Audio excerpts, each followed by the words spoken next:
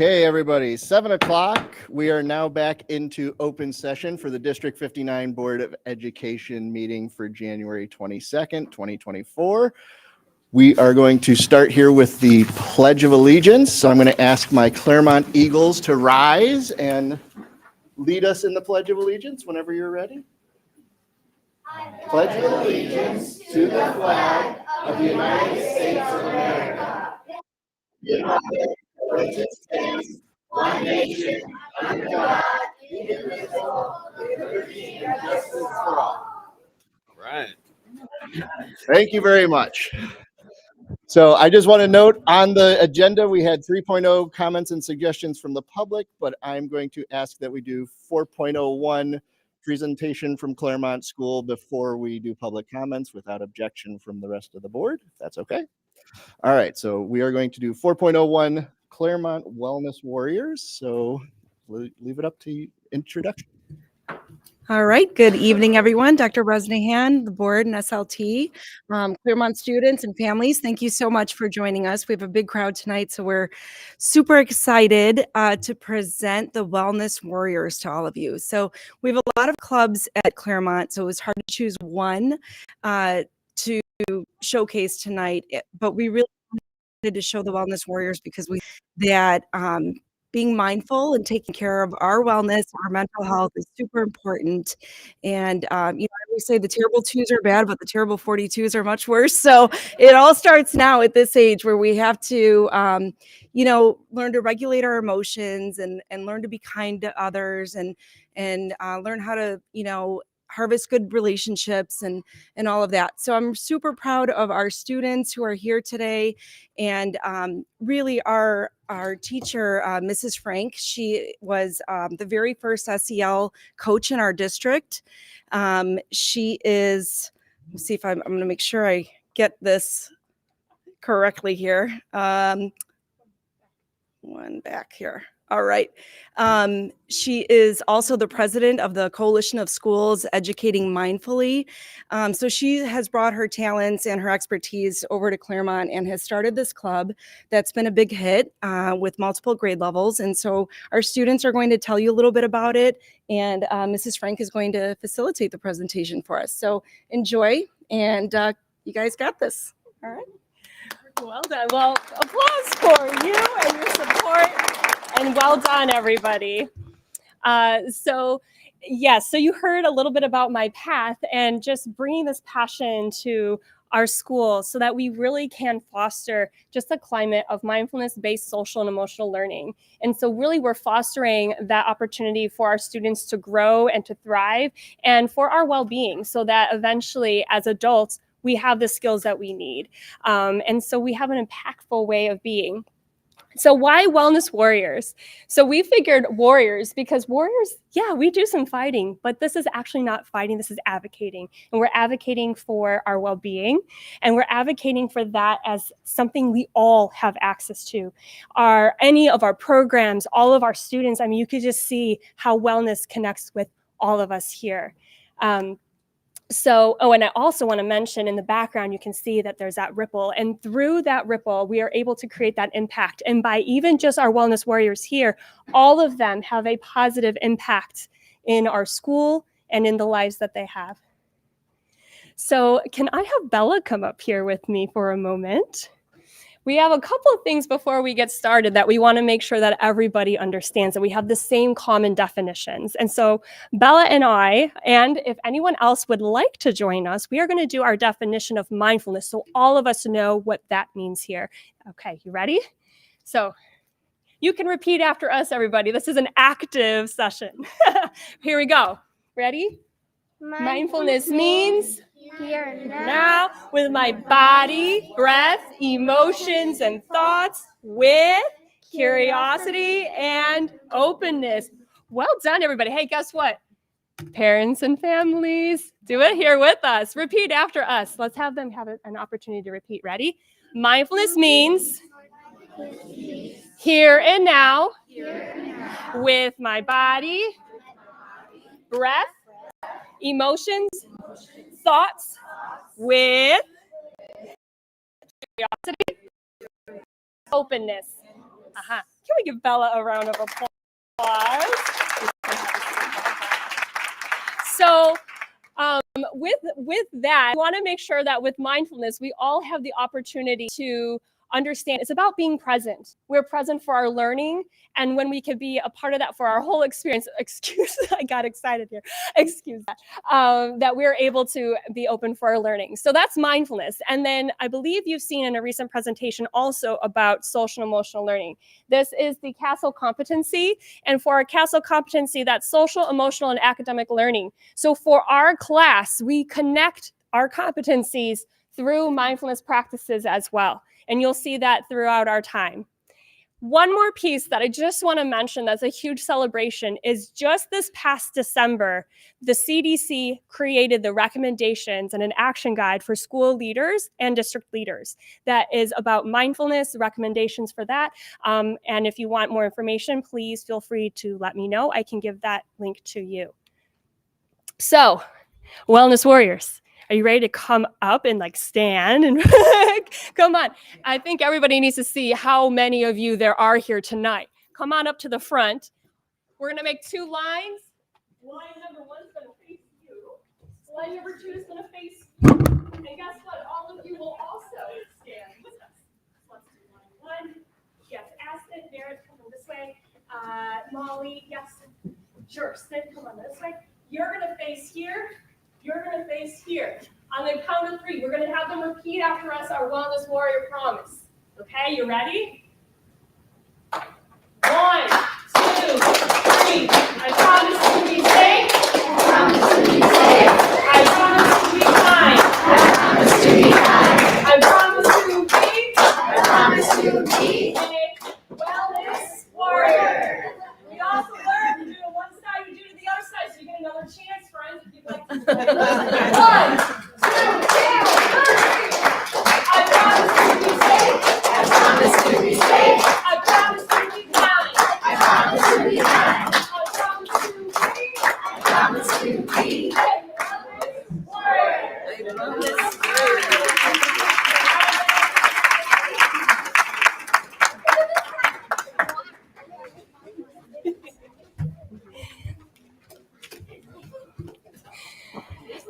So this is not just a promise to our club. This is a promise all the time. So if you come to Claremont, you can easily identify who's in the club. We walk in the hallways, we'll see each other, and we'll stop and go, hey, Wellness Warrior. It's created this climate that we have together, and it's a really beautiful thing. So our SCL connection there is we become these. So we also learn, as we start our club, we have our personal space, very important skill. I had a couple of you who are willing to share. You ready to come up? Miss Yara, Sid, did you want to come up? Anyone? Yeah, come on up if you want to. So this is how we practice each time and reaffirm our personal space and choice when we do our practices. You ready? Come on up. Imagine that we have our mats in front of us. We have at least 30 students that come each week. So this is going to be our mat, all right? Can some of you face this way? And some of you face that way? Okay, ready? You can repeat after me and each other. This is my mat. This is my mat. My personal space. My personal space. Again, this is my mat. This is my mat. My personal space. My personal space. Well done. You may have a seat.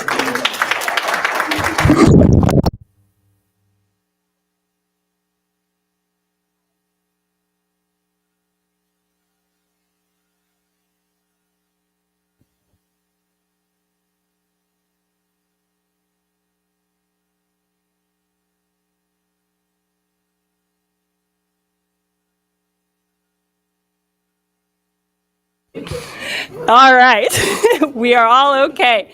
So this is a reminder as well. So board, you received these, and also families, these are out on the tables. If you wish, you can grab one on your way out. When we start, we have a mindful practice where they can focus and really become present just before we start.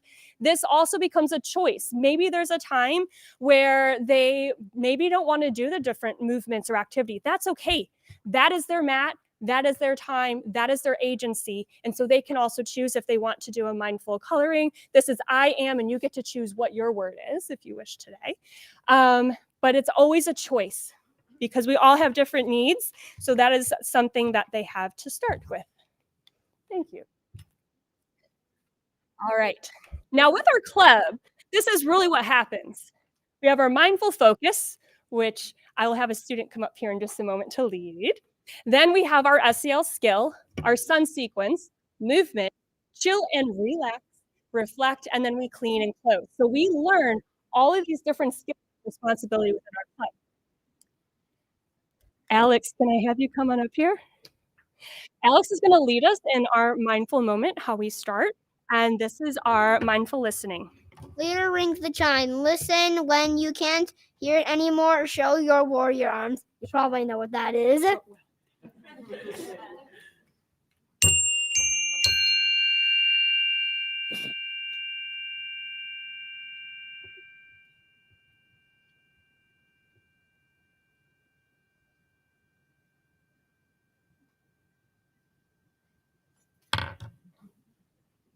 Take a breath in and a breath out.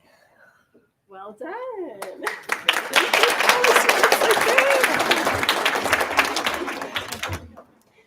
So that starts every time because we also have this skill that comes from there. We learn that we can focus on one thing at a time. This is just one practice to let us know that we can focus on one thing, even when there are distractions. We understand we all have different perspectives. You all had the same experience, but you did respond in a different way and heard things in a different way. So just from this one practice, we are able to see that and feel that and know that all of our perspectives matter. So this moves us to the SEL skill. So for example, every class will have our skill sets.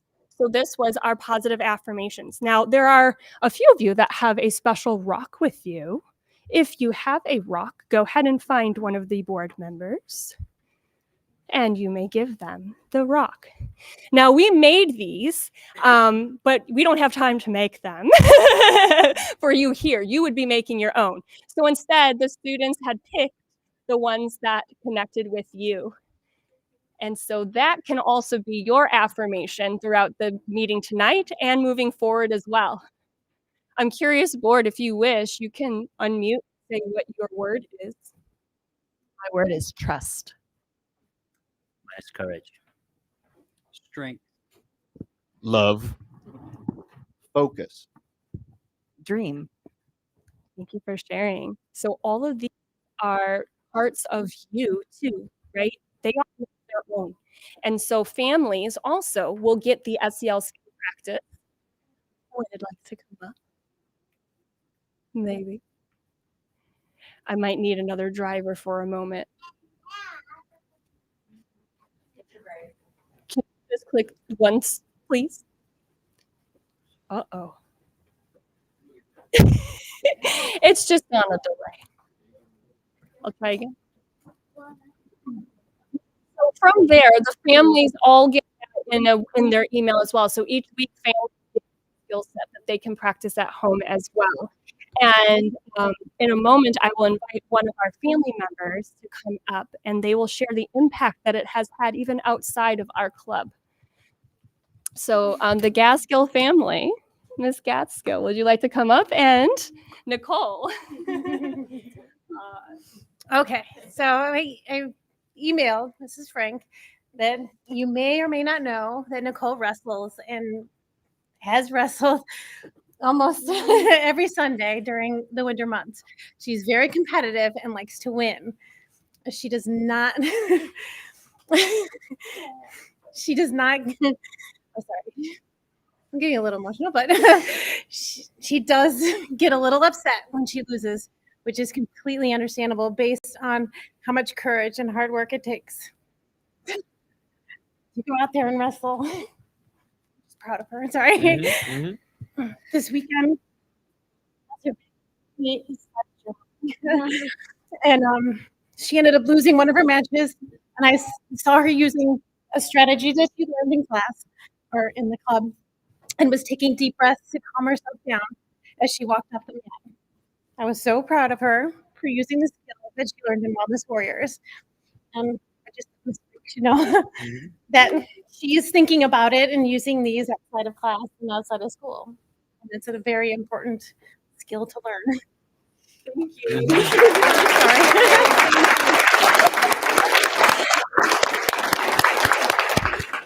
So it's moments like these, right? These particular skills are skills that allow us to grow and thrive both within and beyond the classroom.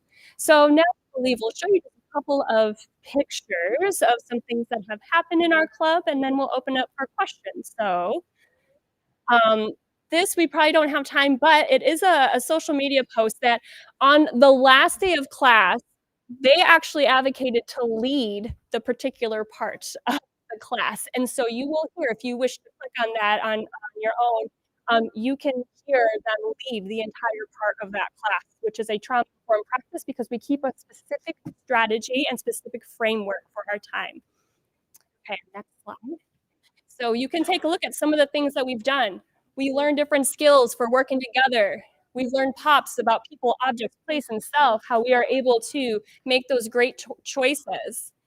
Our next one, you can see we've learned different breathing strategies, knowing that we are the creators of our own calm when that happens. And sometimes we may feel calm, sometimes we may not feel calm. And that's okay. It's what's happening right here in this moment.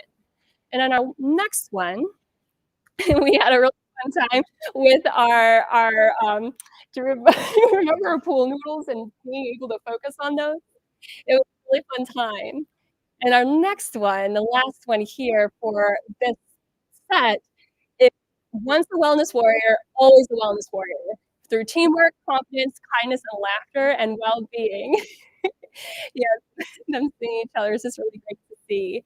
And up at the top, that's actually a fun one. When that's part of our chill and relax, they actually get to burrito, but we seem to have somebody call it now the sushi. So that is one part that they get to be creators of their space as long as they are kind and safe and a wellness warrior. Okay, and then these are our wellness warriors this year as well, who are just starting out, and K2 will be after spring break. And so with that, on our last slide, we've impacted over 70 students throughout last year and starting into where we're at right now. We invite you to come and join us on a Friday morning before school if you ever wish. And so thank you to Eagles, families, board, and our leadership team at Claremont. We're very grateful for these opportunities to share and grow. So thank you very much, and feel free if you have any questions.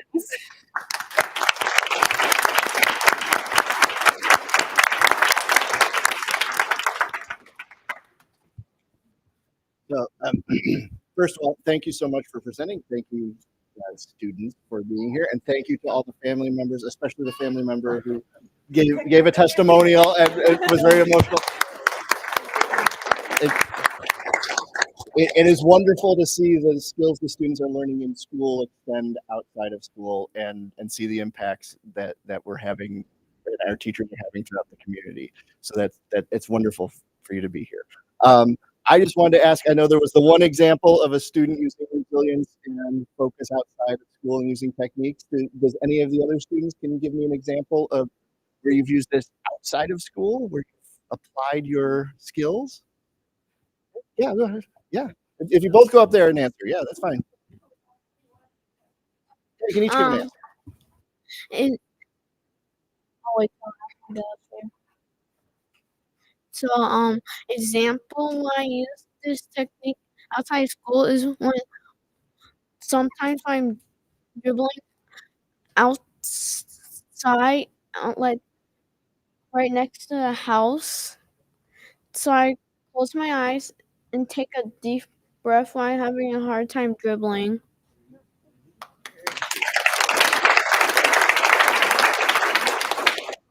So for me, I Sometimes I'd like to do sketches on a workbook to feel mindfulness and in my own space.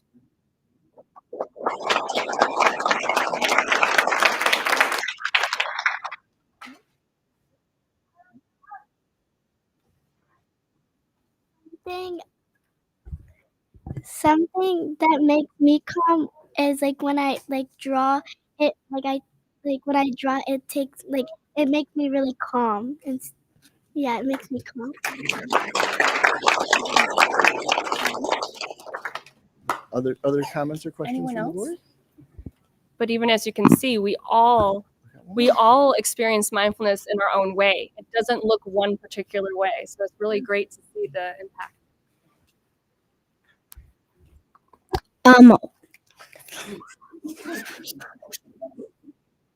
One way was that I use my mindfulness is after school I drew pictures and I wrote down what I did in school and what I felt like I did good.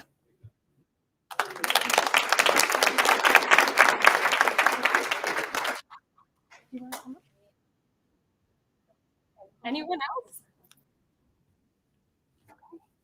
Any other questions?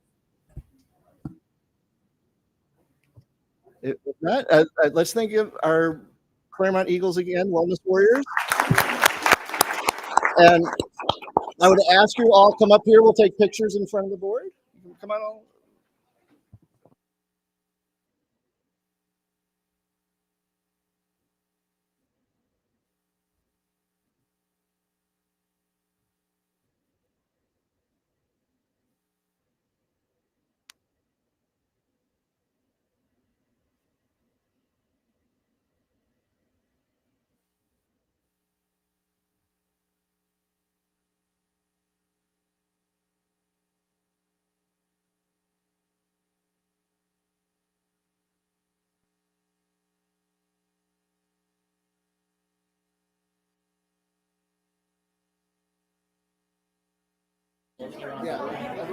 And then all the parents can take a photo if you want. Feel free to come up.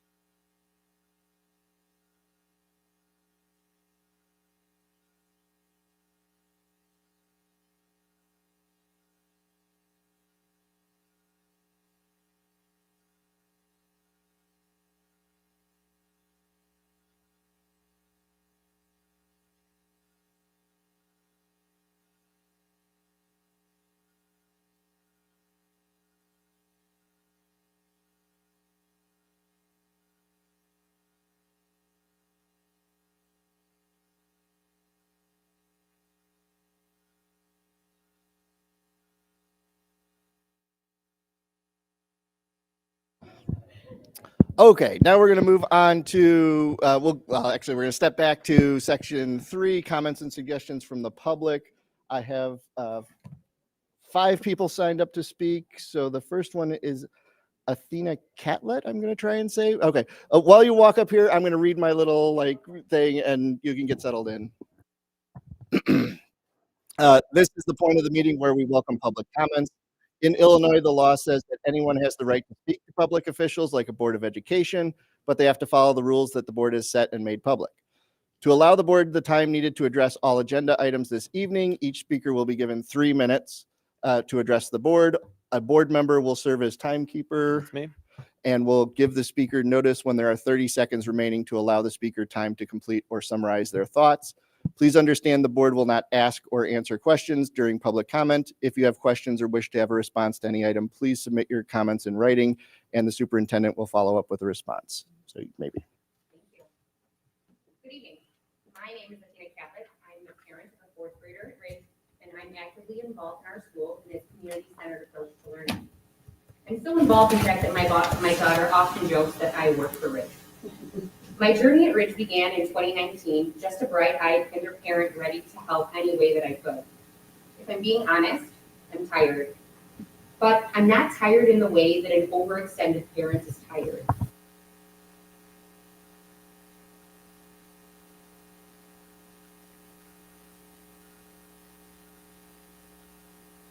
Took on the task of serving as co-president. Finding new ways to engage and maintain a community while the world was shut down. But the worst was over, right? We were back to school. The idea machine was churning and nothing could stop us. Wait, what? Our school could potentially no longer be our school because our program isn't equitable? My anxiety rose once again and frankly hasn't subsided. The balanced calendar was why I selected Ridge. The early start time allowed me to avoid the cost of early morning childcare. As a working parent, I need that. Fall intercession allowed for off-peak travel and honestly just a needed break. My daughter loves school and doesn't view it as a chore. And I do associate this love of learning with her getting the appropriate breaks throughout the year. If the district did a better job of marketing the school as an option and explain the calendar, I think it would be something that allowed us to stand out from nearby districts instead of vilifying a truly great program. I wanted to end by saying that although the survey was submitted to Ridge families, I am truly disappointed with the lack of promotion to get respondents. In my 14 years as a promotions manager at my job, I have sent out countless surveys. Never once did I send out a single email about a survey and expect it would reach even a fraction of the potential respondents. I stated this in a previous email to you all as well.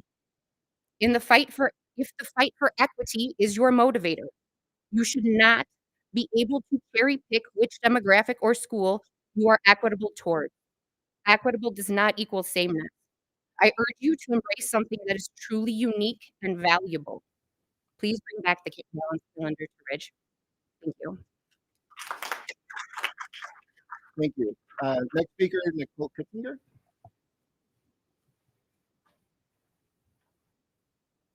Hi, I'm Nicole Kitzinger. I'm not a stranger, so, I'm not going to introduce myself again. But first, I would like to thank the members of the board who spoke up about the Ridge survey and making it one simple question rather than a scale.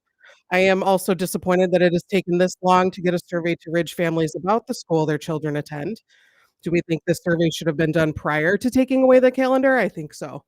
Unless you want to tell me that it doesn't matter what the families think, which is how I felt when you consolidated the calendars without a thought as to how it would affect a whole school of families. During the last board meeting, there were different phrases used to describe how the survey question would sound, but it was not specified that it would only be for the 24-25 school year. Personally, I was expecting more of a general, would you rather have the balanced calendar or keep the traditional calendar? I know Mr. Steger didn't want the board to specify wording for this survey, but then how are you getting the information that you want? You need to tell the superintendent and SLT what you want to know so you get the information that you need to make a decision. But instead, the SLT used their own question and they didn't use the scale they wanted. At the last meeting, Dr. Bresnahan asked, which type of calendar do you prefer for your child's enrollment at Ridge? That was how we described what would be the survey question. Never was it specified that it would be for 1 year. I was disappointed to see in Dr. Bresnahan's email with the survey that she wanted to exclude families with outgoing fifth graders who have much experience with a balanced calendar, saying to please only complete the survey if your family will be returning next year. only then to include the incoming kinder families who may simply have no clue what a balanced calendar is and what the potential benefits are for following a balanced calendar. May I ask how or why the kinder families chose Ridge? Because our start times and end times are earlier, because that's the only thing we have left.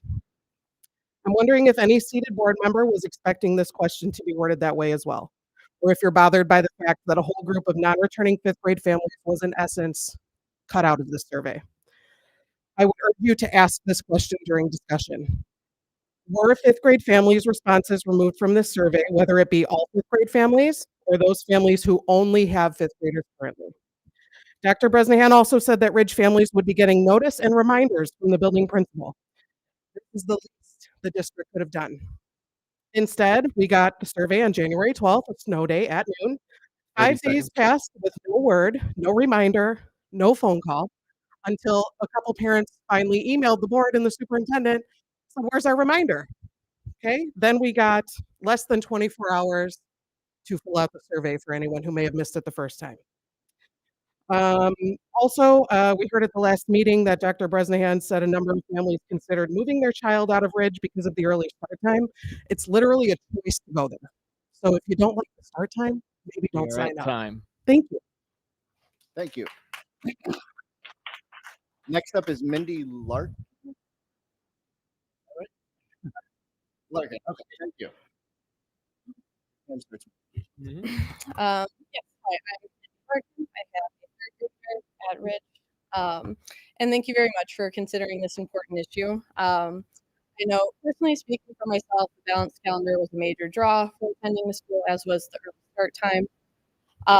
And just overall, I don't want the goals of Ridge to be mutually exclusive with that of the district, particularly regarding diversity, equity, and inclusion. That is completely important, and I feel sometimes that it gets a little muddied, and there are families at Ridge very much that support DEI initiatives, and honestly, I think the balanced calendar can't even dovetail and overlap with that. From a socioeconomic perspective, a lot of families, both parents work, and having a balanced calendar, I mean, we're not really farmers necessarily. We don't need our children working in the fields in the summer. It's nice having a truncated summer a little bit. It was very nice when the district offered programming over intersession. It really helped me and my husband balance our childcare needs. And so I would submit that, as well as the early start times. I also chose Ridge so I could start work earlier, so I could be home and be with my kids and pick them up afterward. So I think it might be helpful to publicize in that regard, to all the families say, hey, if you want another option, this is one. And I think, Ridge started as kind of a test school. They tested out, the longer school days, the releasing students earlier on Wednesdays so teachers could have more development. Maybe we can do more testing to help with DEI initiatives, and maybe the balanced calendar can be part of that. So just something to consider. Thank you again very much. I know you have a lot to consider. Thank you. Dawn Bedlow? Below, thank you. I'm sorry. It's German. I am not. Okay. Hello, my name is Dawn Below. I have a fourth grader and a first grader at Ridge. I'm speaking to tonight as a parent invested in her children's education. I'm speaking to in support of bringing back the balanced calendar. My husband and I chose to join the lottery for Ridge in 2019 before our oldest daughter started kindergarten. At that time, we lived in South Arlington Heights and our home was in Juliet Low. We have since moved to Elk Grove and live very close to Ridge. We went to kindergarten information night and were presented with the choice options of either a lottery into the two-way dual language program or the balanced calendar at Ridge. We actually entered both lotteries because we wanted to do more research on the programming before we decided which program to choose. We felt fortunate that the district offered both of these options. After discussion with the principals at both schools and the office staff at both schools, we decided that our daughter would benefit most from the balanced calendar. We were chosen in both lotteries and we selected Ridge. I still believe today that the balanced calendar is a strong educational choice. We were upset and concerned when we were pushed to the traditional calendar this year. I feel that the balanced calendar has definitely benefited my daughters. I have seen that the longer breaks are not a detriment to their learning. In fact, they are good for them. I have seen that the shorter break over the summer is definitely helpful. This summer, when they had to return to school later and had to wait several more weeks, they were not excited for the extra summer break. They wanted to be back in school with their friends and teachers. They love learning and they love their school community. When they did start school, it was clear to me that the longer summer had impacted them. It was hard to get them back into a groove with their school routines and expectations. I have 2 daughters that thrive on routine. I think many young children do. What the balanced calendar offers them is a more consistent routine throughout the school year for their learning. They do need breaks, we all do, but spreading out the breaks makes it easier for them to pick up those learning routines and expectations again. It makes their learning experience more consistent. In short, I hope you will consider bringing back the balanced calendar to Ridge. Thank you. Thank you. Thank you. Deb Banky?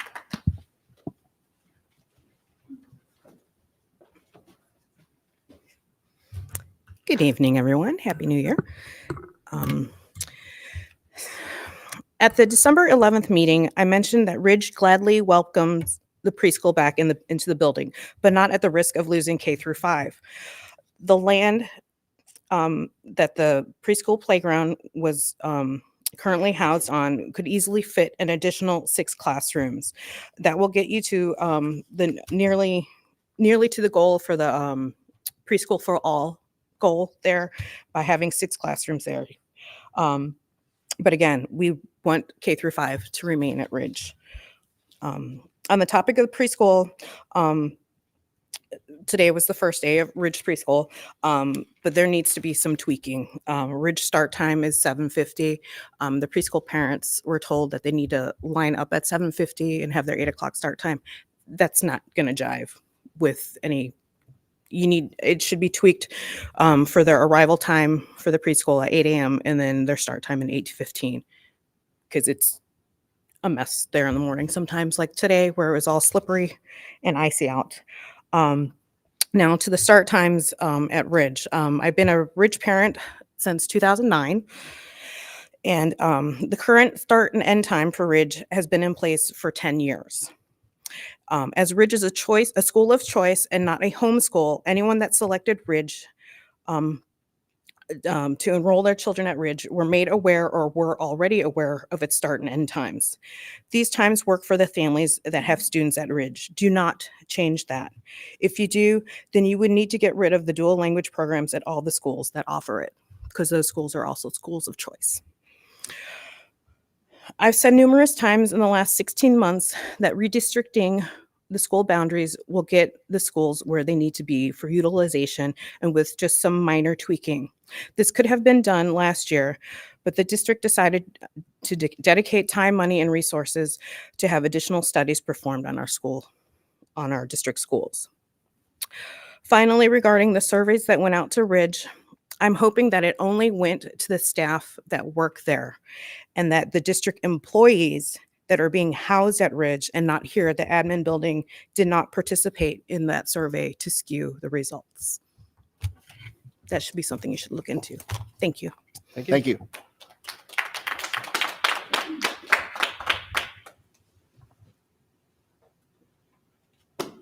Okay, moving on to section 4.02, presentation on dual language programs. So do we have a Dr. Perdomo and then a team, right?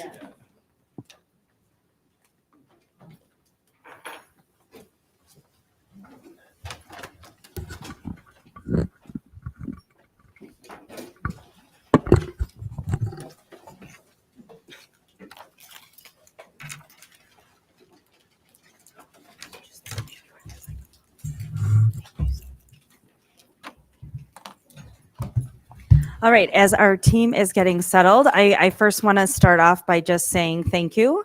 Thank you to our board for allowing this opportunity for this task force to come forward and invest in a good amount of your time to really share some important information and really open up a discussion and dialogue around our dual language program in District 59.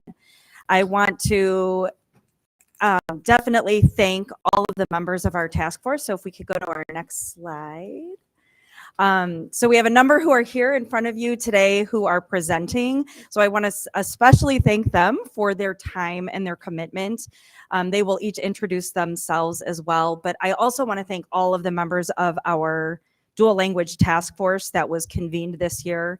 It really started out of a simple need to find a solution for our staffing concerns that we have around our program and how we could help prevent last minute staffing changes that were deeply impacting not only our staff, but our classrooms, our students, and our families. And out of that, I think we really spent a significant amount of time. I think this group has met 5, 6, 7 times to really come together, look at data, engage in a lot of conversations and learning themselves, but really sharing perspectives. We are an incredibly diverse district across our schools, and them getting to come together and have that time that they voluntarily gave is absolutely invaluable to the purpose of us being here tonight. I'd also like to set the stage that tonight is really just the starting point for this conversation. Tonight is not a recommendation. Tonight is really to lay the foundation and the education. Dual language in and of itself is an incredibly complex system, in particular in District 59. And there's a lot of background knowledge that we're going to go through and expectations that we really want to make sure there's a good amount of knowledge so that we can have informed decision making when we are on the same page and able to bring forth some recommendations for how we move forward. So you can see all our members, many who are here also in support in our audience tonight. Thank you to our task force members, our principals, assistant principals who are here as well, our central office team. Your support is greatly appreciated, as well as our parents who were invited and our families of all of our dual language programs throughout the district who are with us tonight in person, as well as watching online, hopefully from home. So with that, that is the stage for tonight's purpose. So I'm going to I have the privilege of kicking off, but before we do, if we could just go through, at least for our people that are here to present, if we could go ahead and have you introduce yourselves, state your name, your position, and maybe how long you've been involved with dual language in District 59. Dr. Perdomo. Good evening. I'm Dr. Joshua Perdomo. I'm the Director for Multilingual Programs. So I have been in District 59 for the last 3 years, but my career in serving multilingual programming has been for the last 10 years in an administrative role. And then as a teacher, I did that for 6 to 7 years as well. So I've worked as a TBE teacher, dual language, ESL, and was able to just kind of develop my career through that. Hi, good evening. My name is Katie Zuloff. I am the principal of Rupley Elementary School. This is my second year serving as principal, and prior to that, I was the assistant principal at Brentwood for 4 years. Good evening, Sandy Lombard, first grade dual teacher at Rupley Elementary. I've been with the district since 2006, but I've been a bilingual teacher since 1993. Andrea Cohn, multilingual program facilitator for the district. And this is, I believe, my 13th year in the district. I had many positions as dual language teacher, dual language coach, resource teacher, and now facilitator. And I've been working in dual language for over 15 years. Hi, I'm Emily Morris, and I'm the assistant principal at John Jay Elementary. This is my 17th year in the district. I started as a transitional bilingual teacher, and when we started the first dual language program at Salt Creek, I shifted to be a dual language teacher. Was a dual language teacher for 7 years, was then a coach, and I'm now the assistant principal at Jay. Mm-hmm. Good evening. My name is Lucy Chipoy. I'm currently a kindergarten teacher, two-way program at John Jay. I've been in this district for 10 years, but only 8 teaching two-way kindergarten. Good evening, board. Can you hear me? My name is Angie Stryver. I have been teaching in the district for over 25 years. No, sorry, not 25, over 20 years. Sorry. I'm also a product of School District 59. I've always, as long as I've been in this district, always worked as a dual language teacher. I've taught kindergarten, first, second grade, and also have been a reading interventionist. And I'm currently a kindergarten 2A teacher at Juliet Low.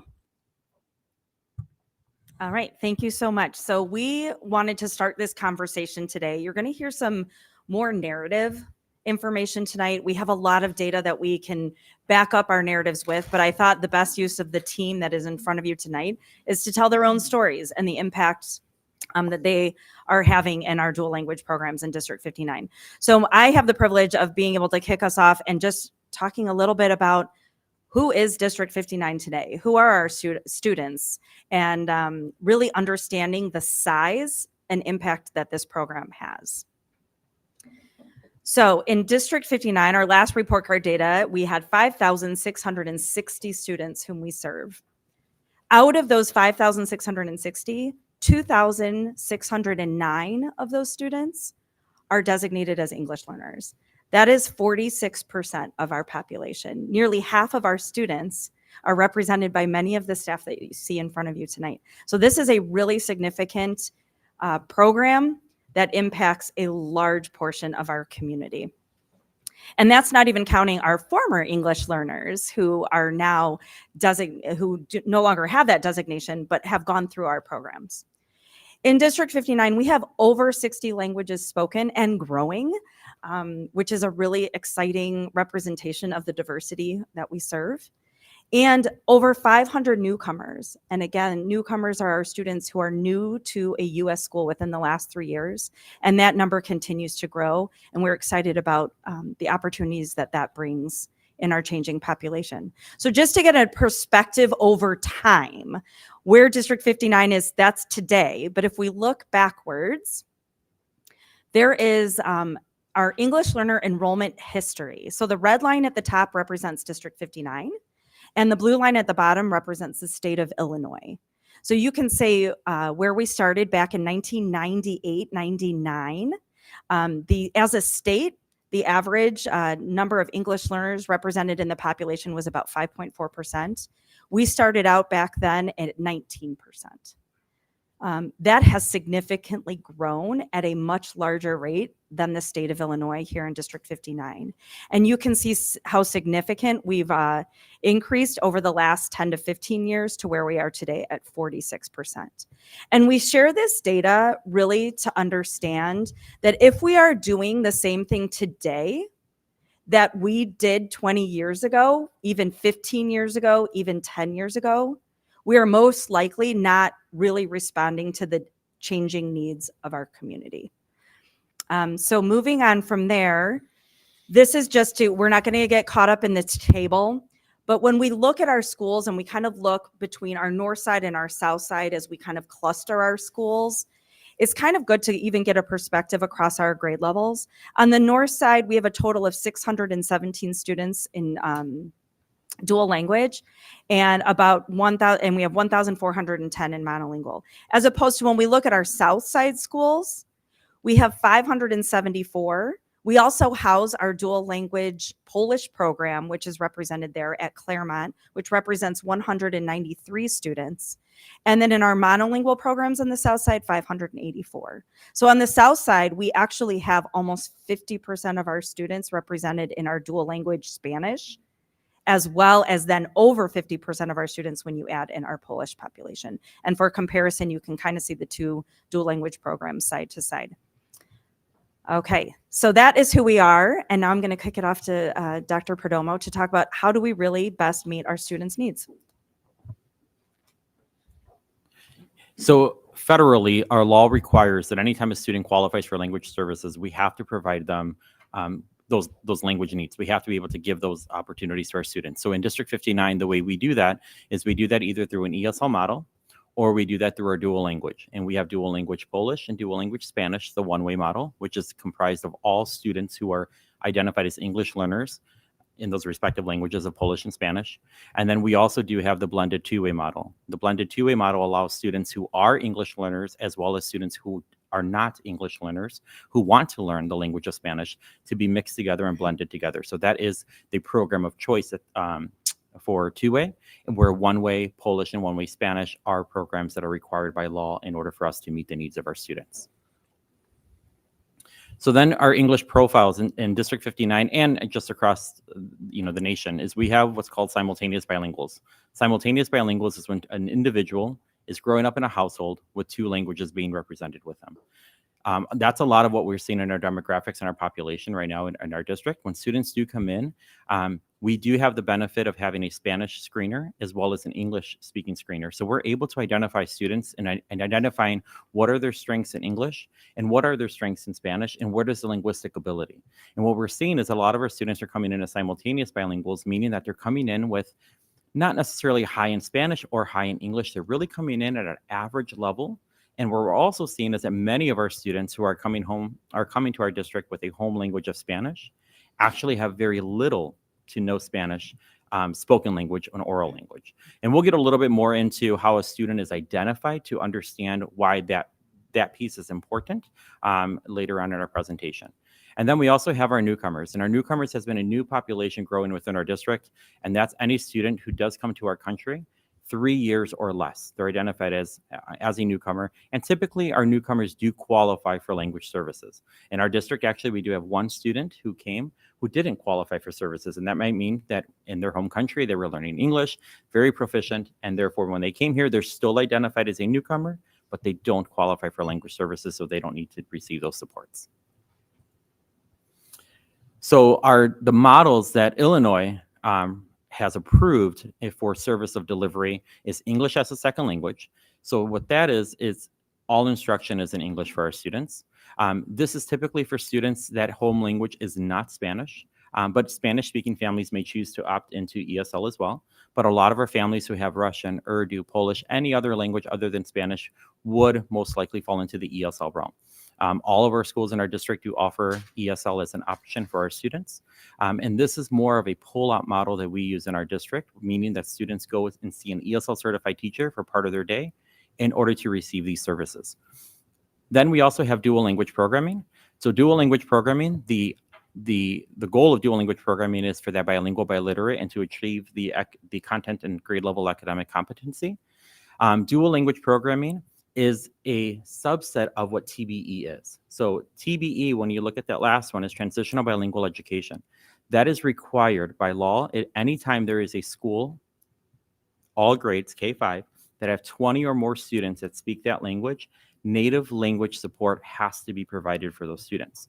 So in District 59 and in many districts, what they have chosen to do, because of that 20 being that threshold, dual language is an opportunity to be able to expand on being able to serve students in that language, because we know that in District 59, the majority of our students do come with a Spanish-speaking background. Not necessarily it's the language that they speak, but it's the home language. So transitional bilingual also can be a program in itself. Transitional bilingual, what it means that's different from dual language is teaching our children K through 5 in a bilingual model consistently throughout their years of education. Whereas a transitional bilingual model says that students in kindergarten, first and second grade will only be taught in Spanish, and then come third grade, they only go to English, regardless of level of proficiency that they've obtained in either Spanish or in English. So it's what we call a subtractive model, because it starts students, the research in transitional bilingual is that students learn their native language first in order to hopefully make the acquisition to their second language of English. Whereas dual language, the research shows students, it's best to support students in their native language, but with the emphasis of supporting that second language throughout their career to ensure that they are making those assimilations and they are actually truly transferring the language. So there isn't that assumption that the transfer is happening. There's truly that education and that explicit teaching of those rules of language for each of those two models. So those are the models that they have within the state of Illinois.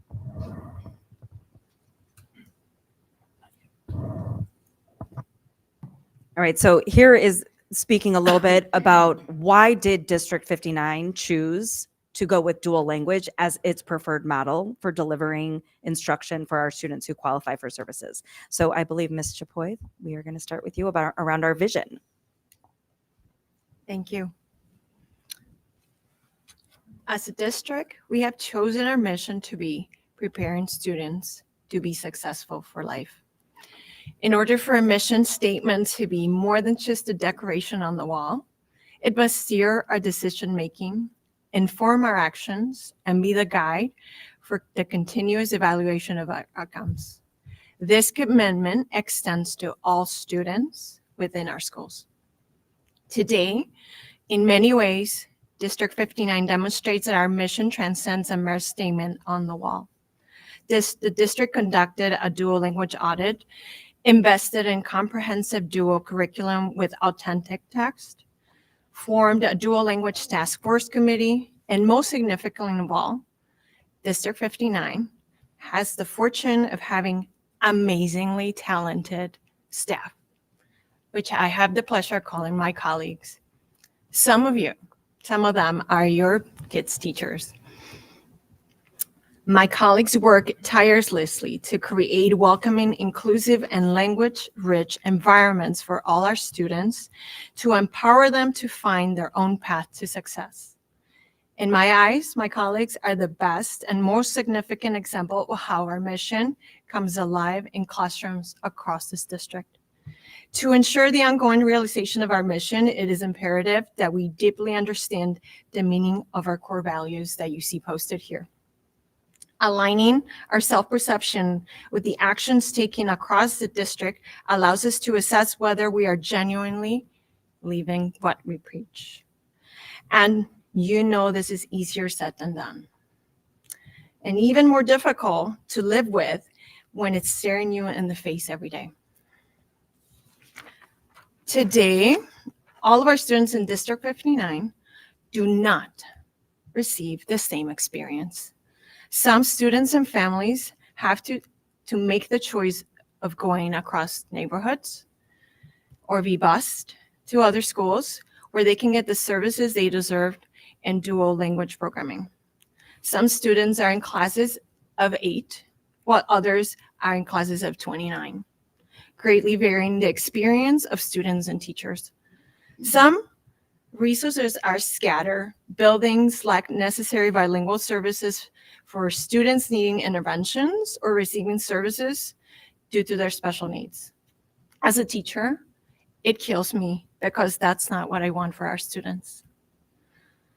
Benchmark assessments of our students today who are learning 2 languages at this time are only representing our students' potential through the lens of an English learner, unfairly portraying them as deficient because it can only show a tiny speck of their full skill set and knowledge being developed in 2 languages. While this misalignment of our values in our current reality present a challenge, I am confident our board, this district, and our leadership and community can work together to create a positive change, just as we have done in the past. Years ago, various stakeholders in our district worked together to make dual an option for all. And we have successfully implemented ways for this opportunity to be an option for all our students starting in our district. While we lacked comprehensive curricular resources for some time across the district, this year we've launched year 1 of an authentic and comprehensive dual language curriculum K-5. We are on year 3, as you know, of a math curriculum implementation. So many other things happening. Together, we have done these things, and we can do more. In order to create the systemic change we're seeking, it is essential for all of us to shift our focus from individual families, classrooms, and buildings we have come to love, and instead address our entire community of students. This is how we bring our district mission into focus and make it truly come alive. Einstein said, it takes a touch of genius and a lot of courage to move in the opposite direction. A deficiency in our district affects us collectively as a community. A student that goes without an intervention because we don't have the staffing, or a student who has to take the bus to go across neighborhoods because we can't accommodate 1 more student in a classroom with an enrollment of 29, while across the neighborhood, 1 sits at 9. These are real examples of today's reality in our district. While not everyone may feel the impact directly, many of our students are experiencing its effects daily and have had to live with these throughout their entire learning experience or schooling experience in our district. Moving forward, we must ensure that all our students truly live and experience an education that reflects our mission and the true vision of what that means based on the statements that you see here. Thank you.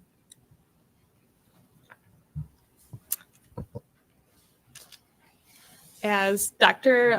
Perdomo mentioned, our district has the obligation to provide native language support to our Spanish-speaking English learners.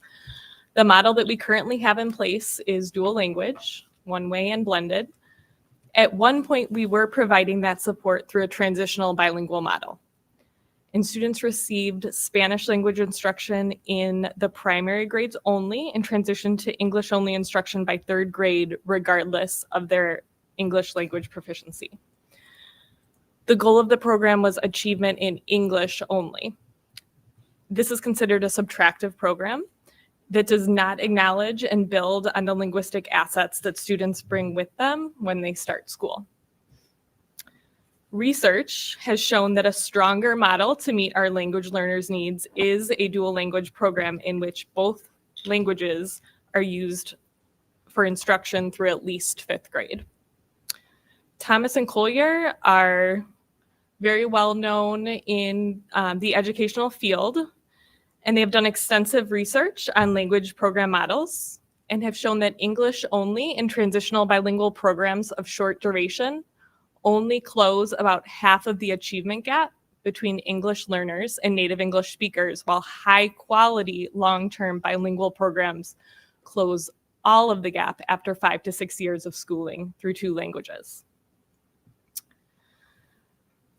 The goal of the dual language program, or what we refer to as the pillars of dual language, are bilingualism and biliteracy, high academic achievement, and sociocultural competence. Unlike the transitional bilingual model, it is an additive program that builds on our students' multilingual backgrounds. Not only does the dual language model aim to develop bilingual students, but research has shown it is the most effective way to develop English learners' English language skills. The instruction that students receive in their home language transfers and supports the development of English, which of course is a top priority. So in the 2009-2010 school year, we started the shift from transitional bilingual to dual language by establishing a 2-way dual language program at Salt Creek. And the development of that program at Salt Creek was driven by the work of a committee that consisted of parents, teachers, and administrators at the building and the district level. And by doing that, we were hoping to better meet the needs of our English learners. And an additional added bonus was that by starting a 2-way dual language program that opened up opportunities for students who weren't identified as language learners to participate in the program and work towards the same goals or pillars. I want to emphasize that the research shows that not only do dual language programs lead to bilingual and biliterate students, but they are the most effective program models. When implemented well, they're the most effective in developing students' English language skills.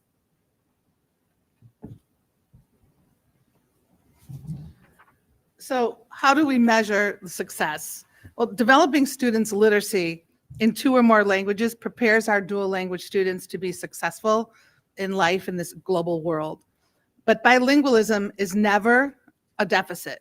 Yet our data sometimes shows, or it's interpreted to make us, as it looks like there has been limited success for our dual language students. It's critical that as we move forward, we establish clear measures for success for our dual language students. And as it stands right now, we're comparing students' progress through a monolingual lens, and our assessments are also through a monolingual lens. We're comparing students in our dual language classrooms to students across the district, even across the nation, that are mainstream English learners or English classrooms. So as the slide says, if we value our students' biliteracy, then we should consider assessments that are equitable for our dual language students, which give us a measurable information about students' progress across both languages, reflect the linguistic resources of each student, and are sensitive to the development of two languages simultaneously over time. And that's so important. And as Emily said, research shows that it does take time. It doesn't happen overnight. And allow us to compare students' whole linguistic repertoire side by side. So then what should our data look like when students are learning two languages? Well, as we roll out our new curriculum and our new curriculum resource, we're very proud to say that we've done a lot of work and we're taking steps forward to create a clear vision and goals for our K through 5 students. We have to keep working through establishing measures and criteria for success by continuing to build teacher capacity and building our collective understanding at the progression of development of two languages simultaneously. All right, so we're going to pause for a quick second. There's a lot of information. This is really laying the groundwork for where did this come from in District 59? What was the vision that we set out to achieve? What are the core tenets of dual language? And really, how do we measure whether or not we're being successful in achieving that? So what we need to look at now, and this is the part from the board where I want you to be framing your questions as you prepare for the end when we get to the discussion portion. So you're going to hear tonight, what do we need in order to be successful at delivering a high quality dual language program? So part of what Mr. Poi started saying and describing that laid the work for the rest of the presenters is what are the current challenges that we are facing that are prohibiting us from achieving that success? So we're going to hear some of these narratives and what are some of the conditions that we're facing, because in order to really fully commit to a dual language program and do it successfully and then measure it towards that success, we're going to need a shared commitment from all of our stakeholders, starting with our board and then with our community, because it's going to require some shifts, some changes, things that we've already put in place and a continuation of those things, but some other additional things that we're going to highlight tonight. So with that, I will turn it over to Ms. Lombard. Hello again. One aspect we need to be successful is the equity of resources in our district.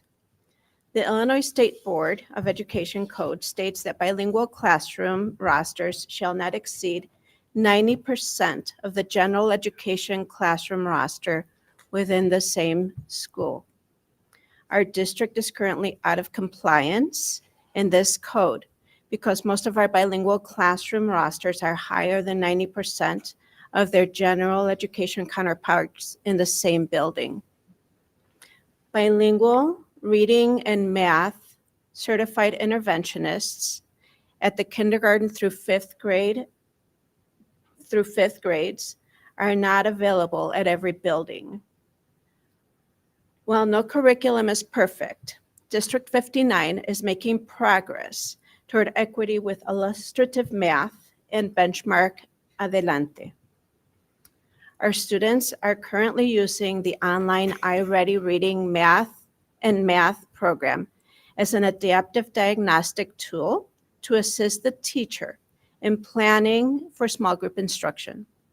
Depending on the score of the diagnostic, iReady will take the student through their individualized student path of learning and will adapt their lessons depending on the lesson outcome.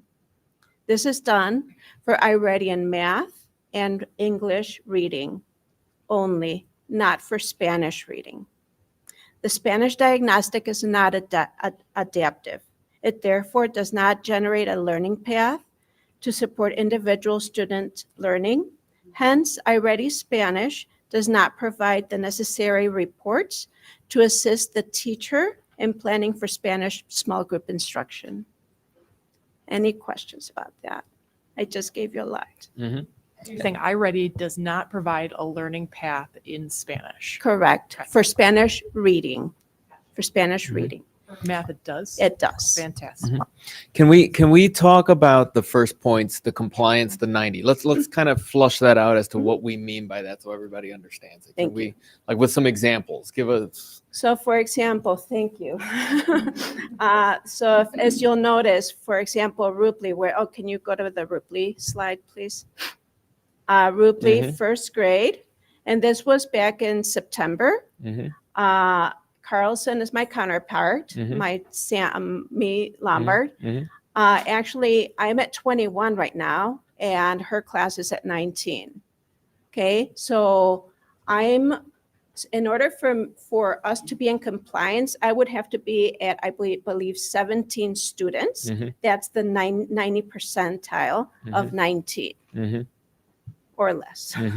And when we get into a situation like this, like let's say you're at 21 now, and Ms. Carlson is at 19, and 2 new students come in that require dual language services. What happens to those 2 new students? They come into my classroom and I welcome them with open arms. Of course. And how and why is that hard? Like I understand it's hard, but I want to tell us why, the challenges of the growing number of the class size. So like with any classroom, kindergarten through 12th grade, you've got different reading levels, different math levels, different needs. As I was talking about the interventionists, I have to deliver the intervention, the tier 2 and sometimes tier 3 intervention because they're in Spanish. With the monolingual English, we have the reading and the math interventionists in English. In Spanish, we do not.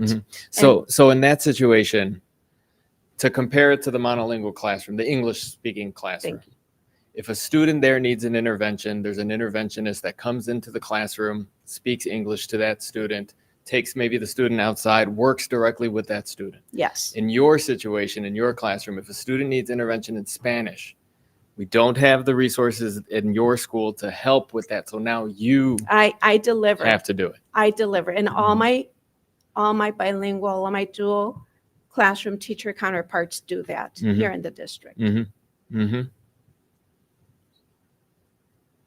Compliance standards are based solely on the comparison of number of children in a classroom, or is it teacher to student? Teacher to student within the same grade level within the same school. Okay, so it's not like if you had an aide, a compliance could be reached. I don't believe so. No. Okay. So let me ask this question too. So now I'm going to use you again as an example, Ms. Lumber. Please. So now you're doing the intervention work. Yes. Maybe more for the SLT. Is the training or certification that an interventionist has, would Ms. Lombard be able to effectively do? I'm sure you do a great job. But do we have is it a different skill set that is needed there to properly perform the intervention? So can I kind of Yeah. answer that a little bit? So it's kind of the same skill set, but so let's say I have 6 kiddos sitting in front of me, and then the rest of the class, they'll be on iReady. All right. So let's say somebody gets a bloody nose. Yep. I have to stop my 20-minute, Yep. Small group to get to that bloody nose. So the phone rings. I have to stop that. So it's not only the skill set that you have to consider, it's also the fact that I'm responsible. All of us are responsible for the rest of the kiddos in that class. I'm not even devoting that whole 20 minutes, 30 minutes that I need to devote to that small group that they need. And in the monolingual example, when the interventionist comes in, they have the 6 students in the class, outside of the class? How does that work? Outside the class. So they take the kids outside the class. The monolingual teacher focuses on the rest of the remaining class kids that are there. When- You still with have tier 1 16 instruction. Yes. first graders that are being first graders. Yes, they are. And, yeah. Yeah, and I think that's a very important point to emphasize, is that when the classroom teacher is doing intervention, that doesn't give you time to then work with the other students, right? They have to, so it's not just the students who need intervention who are impacted by this. It is also the other students in the class. Right? Correct. Yeah. So I'm pretty sure I know the answer to this. Do you feel you have enough planning time where you can design all of your tier one? That's another presentation. Oh, okay. So I then maybe just briefly speak on the impact of you as a classroom teacher on having to act as an interventionist as well, on top of normal teaching duties. Well, thankfully, the hour change to the 1 hour planning time, that has made a huge difference. But no matter how much planning time I have, there's still no way I can physically devote that time that I need to devote to those 6 kids in front of me, as well as the rest of the class, and give them the kind of education that are monolingual English speaking peer teachers are giving to their tier 1 classes. Okay. And I just want to say personally, as I've learned about this district as a board member, the idea that we do not have Spanish speaking interventionists, I want every parent out there who's in a monolingual classroom to think, would you find that acceptable for your child? That your child is in an English speaking classroom and we don't have any English speaking interventionists. And I want to be very clear about that point. Since you mentioned curriculum, so I went and looked at that that audit that happened a couple years ago, and I want to give a big shout out to our dual language and bilingual teachers. I taught high school for 7 years. I cannot fathom what you are all doing and what you have done with, I believe, some gaps in curricular support. Are dual language teachers currently still translating any curriculum? I am not this year. I am not this year, thankfully. And we should specify that specifically for dual language Spanish. Thank you, Spanish, not the Polish, right?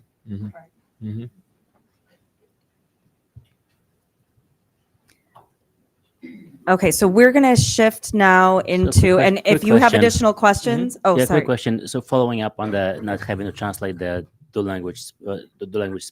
Spanish, what about the Polish program? Do they have to translate?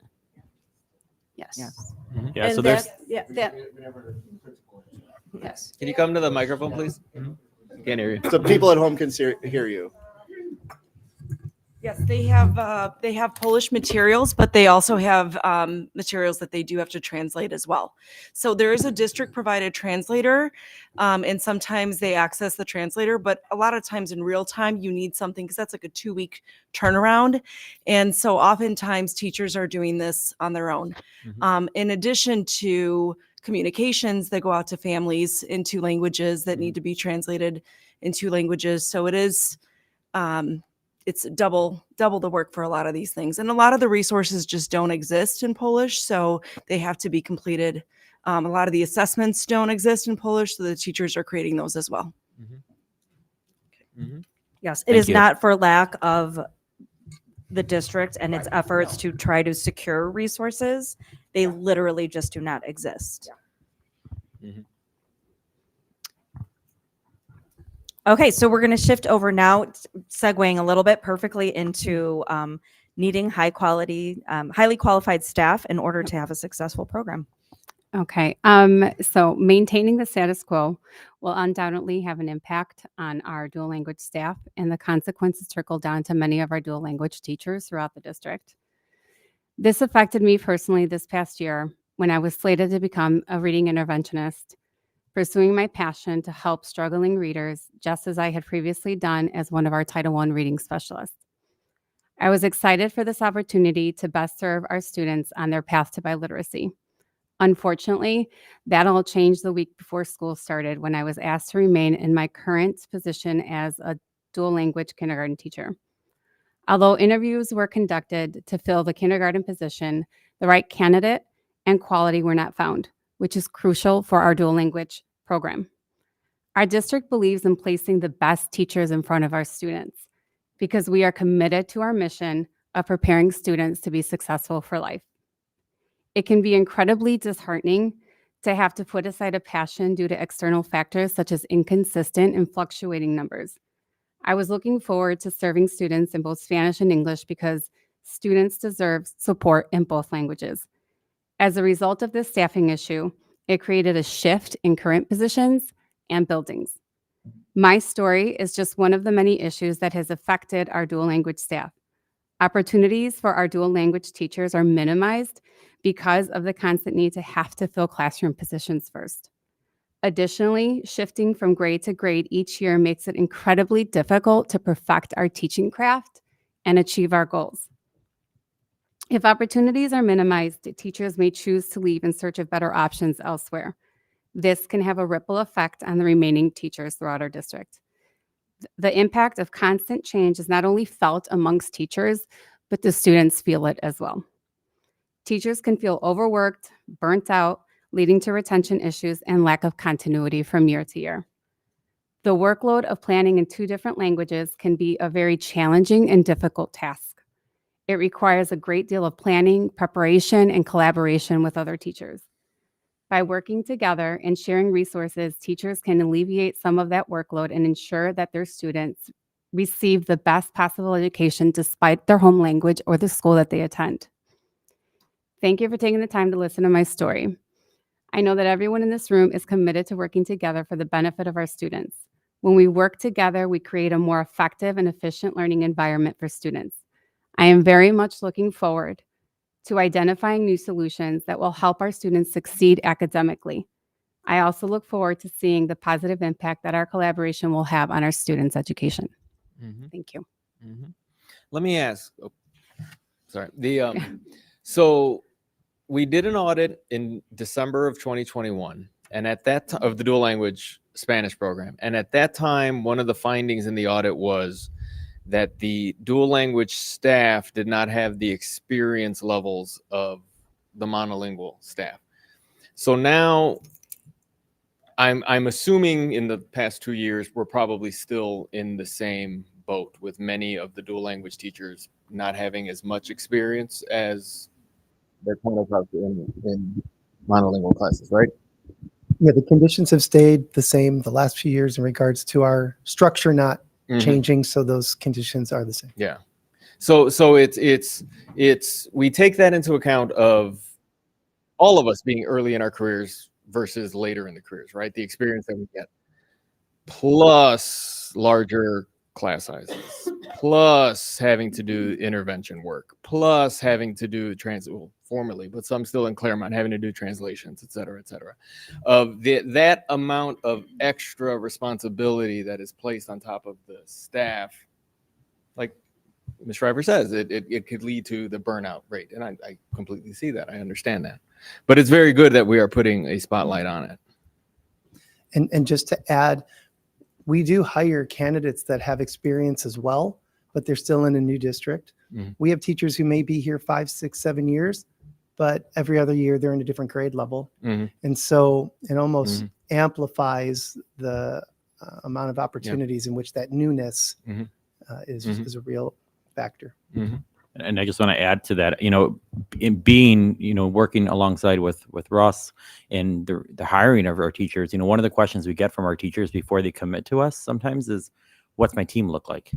And we can't lie to them. We can't say, oh, we have this, you're going to be working in a team of 5 with 5 other dual language teachers. So we have to be honest with them. And sometimes that can meet the difference between them wanting to come on with us or exploring other options, because they want to come into a team atmosphere. They want to work with other teachers and collaborate. And sometimes that is something that's hard for us to be able to get quality candidates to stay in our district or come to our district because they asked that question. Just one quick celebration to highlight here as we discuss these challenges with retention. Our retention is incredible when you hear the stories of these teachers who are still here 15, 16, 20 plus years, and they've taught in a handful of different grade levels. The committee started because of those stories. We came together in the fall and said, we don't want to make a call 2 weeks before school starts, and you don't want to call, but we can easily roll up the classes right now mathematically to see where this is potentially going to happen. So let's come together. So just a thank you and celebration of our staff who are committed not only to our programming and philosophy and District 59, and also then constantly taking newer staff under their wing, which is another part of being a professional, but another added piece. It's another person to learn and to support as a learner. So for our teachers here on that point, are any of you singleton teachers in dual language? Can you explain some of the issues that goes along with that, especially? Yeah, we're actually going to get to that in the next slide, if that's okay. And then we'll get, yes, because I think the story behind it. Rupley is an excellent example, and they will share exactly that impact. Cue the principal of Rupley, the home of singleton schools. All right, so at Rupley, our grade levels are made up of singletons. So that means we have one teacher from our monolingual program and one teacher from our dual language program at each grade level. And one of the biggest challenges we face is truly finding those meaningful opportunities for our teachers to collaborate because the absence of a grade level counterpart from the same programming. So when you think of professional learning communities, you might think of a handful of teachers from the same grade level, all teaching the same thing, lesson planning, looking at data, and it doesn't really look like that at Rupley. Our professional learning communities consist of teams of 2, and those teachers have different programming models. So when I sit every week in PLCs and have conversations with teachers, they often share how frustrating it is not having a grade level counterpart from the same program to collaborate on, say, our Tier 1 literacy curriculum.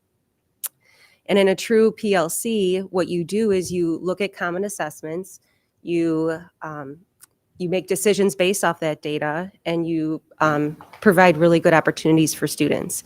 And in a profession that thrives on collaboration, the absence of that grade level counterpart from the same programming really impacts our ability to fully leverage the benefits of teamwork and shared expertise. It can even create a sense of isolation and hinder the exchange of best practices, which we know moves the needle for student success. So a personal story about Rupley, we got to school in August, and we realized that our dual language kindergarten numbers were just skyrocketing. It was before school. We had 23 kindergarten dual language students registered, and my assistant principal and I were freaking out a little bit because we know we only have one section of dual language. So we contacted district administration. They were fully aware. So we sat and had a meeting, and we were really thinking about what are we going to do next? What's our next best course of action? And in an effort to provide the most optimal learning environments for our students, it was collectively decided to add another section of kindergarten at Rupley. So we did a little cheer. I mean, that was really exciting for us, but it had a ripple effect across the district, particularly in schools with small class sizes from our dual language program. We were recognizing the fiscal constraints associated with hiring additional dual language teachers when we already have smaller class sizes elsewhere. So we had to make the very difficult decision of reassigning a 4th grade teacher from another school days before school started to fill that kindergarten gap at Rupley. And I do want to acknowledge the flexibility and dedication of this particular teacher. He is amazing, and he stepped up in ways that are truly commendable. And I also want to point out that this predicament is not unique to Rupley. The district has needed to make the difficult decision to reassign teachers days before school starts to fill in those gaps within the multilingual program across the district. And I know you guys, we all know that relying on such reassignments year after year is not ideal. And I think about teachers in that position and what this particular teacher had to go through. He had to pack up his 4th grade classroom, come to Rupley. It was adapting to a different school environment. He had to learn new curriculum. He had to learn new instructional strategies. He had to develop new relationships with teachers and start from the beginning at building those relationships with families. And it's a really, really tough position to be in, and the volatility of being in that circumstance poses a risk of teacher retention, just as Angie was saying.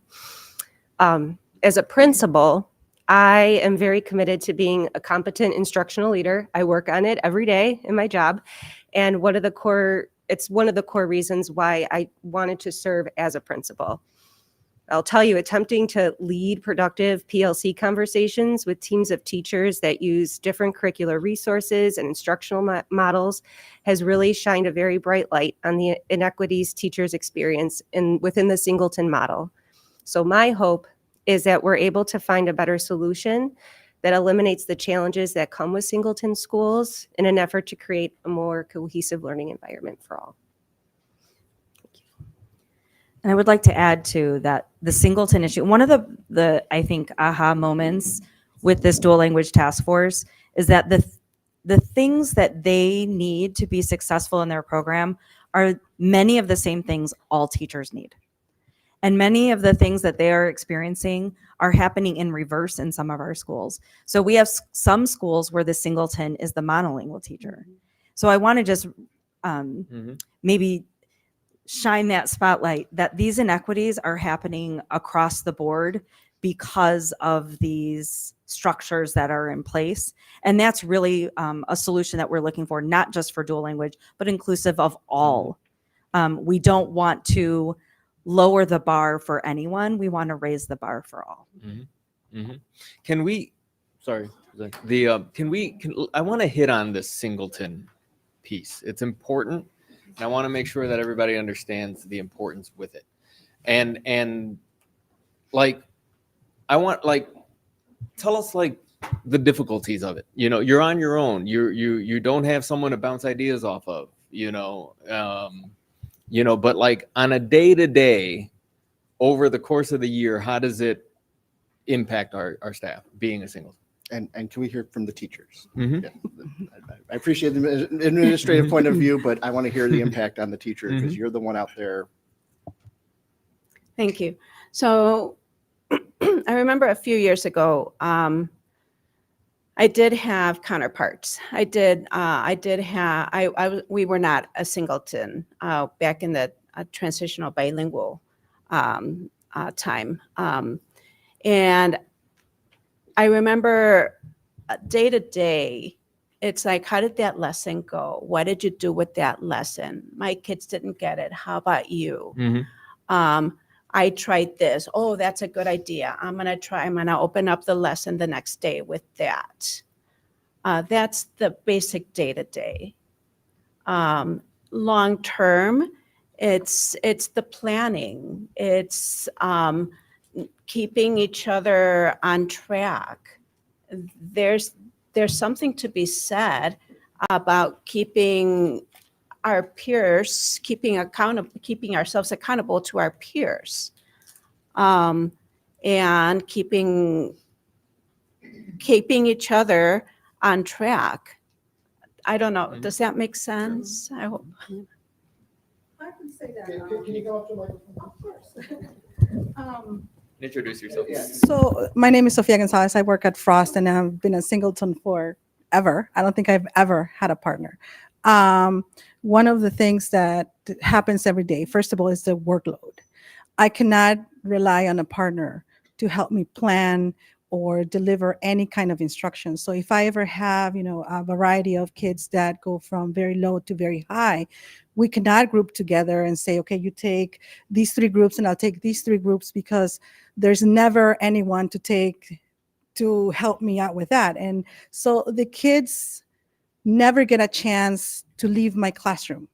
They're with me, the whole year, and I'm responsible for making sure that those students get the instruction that they need. It's my job and nobody else's job. Nobody knows what I'm doing in my classroom. If, I think that I'm an amazing teacher because that's who I choose to be. But if there was a person in our district who didn't have the passion that I have, there would be no one to say this bad thing is happening there, because no one's looking. So then, again, this ripple effect. So if there's a classroom who is not effective, that comes to 2nd grade, and that goes to 3rd grade, and that goes to 4th grade, because there's never a chance for that collaboration and that keeping your partner on track and making sure that things are happening and planning together every day for 15 years, it's very difficult. And then again, like you guys were saying, on top of that, I have to deliver, tier 3 and tier 2 and tier 1 and do all the translations that as we used to. This is the first year that we've had no translations. And making sure that you find this book and find the other book and now find it in English. And there's no collaboration. There's no one there to help you out with that. So day to day, I would say that I do 200% of the work. Yeah, and so you also have a unique that you've always been a singleton. I've always been a So singleton. Can you describe the challenges of starting as were you a brand new teacher or did you have some experience? I had 1 year experience in dual language, and then I had 5 years of art and computer science. So it was very difficult because there's no one to follow. You don't have a mentor. You probably get a mentor, or I used to, get a mentor from another school, or one person from the district would come in and tell me what to do, but there was never someone that I could follow. And then sometimes I would ask, can I go see your classroom? And at that moment, I don't think there was that flexibility to go and watch someone else. So you develop the way that you teach on your own. And if it's good, great. And if you continue learning, that's amazing. But if you don't, it gets stuck. So like I say, I think that I have the passion to continue my education. But if I didn't have that passion, it would go unchecked. You hit on a really good point that I think we've talked about during the equity journey in terms of singletons, but the impact on students and families from a parent perspective and a student perspective. Because when you look, they are singletons from kindergarten to first to second to third to fourth to fifth often. And that exposure and opportunity for other inclusive opportunities is really limited or non-existent. They can blend, when they're going to art and music and PE, but those students are remaining in the same class. And we have heard, since I started here, parents who request school transfers because they're like, they've been together, and go talk to a singleton fifth grade teacher, monolingual or dual.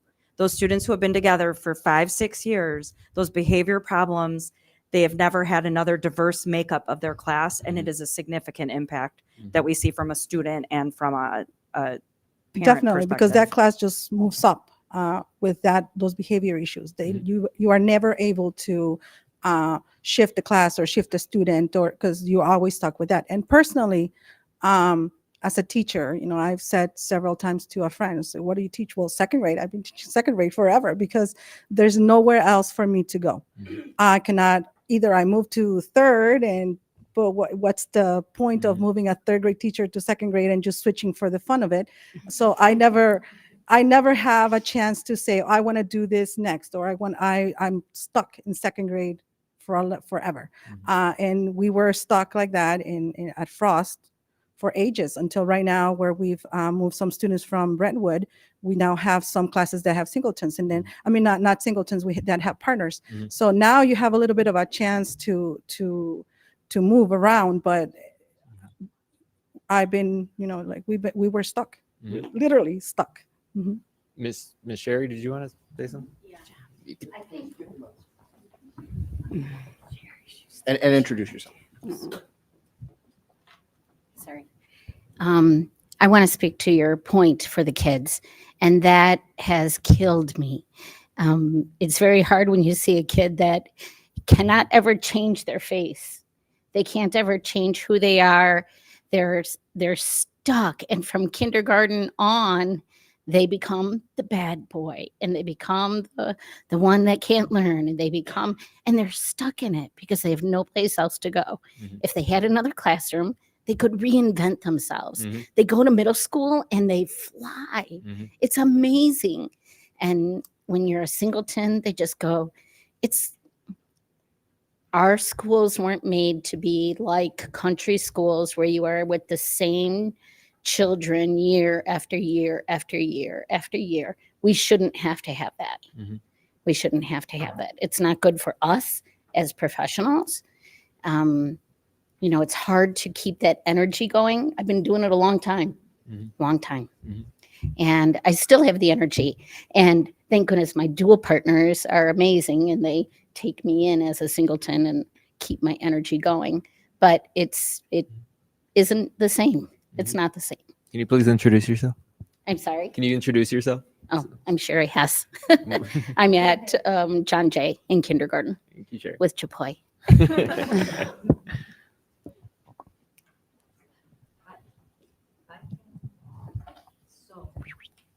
Please come up, introduce yourself, grab a Hi, microphone. Maria Soto, fifth grade dual language at Frost.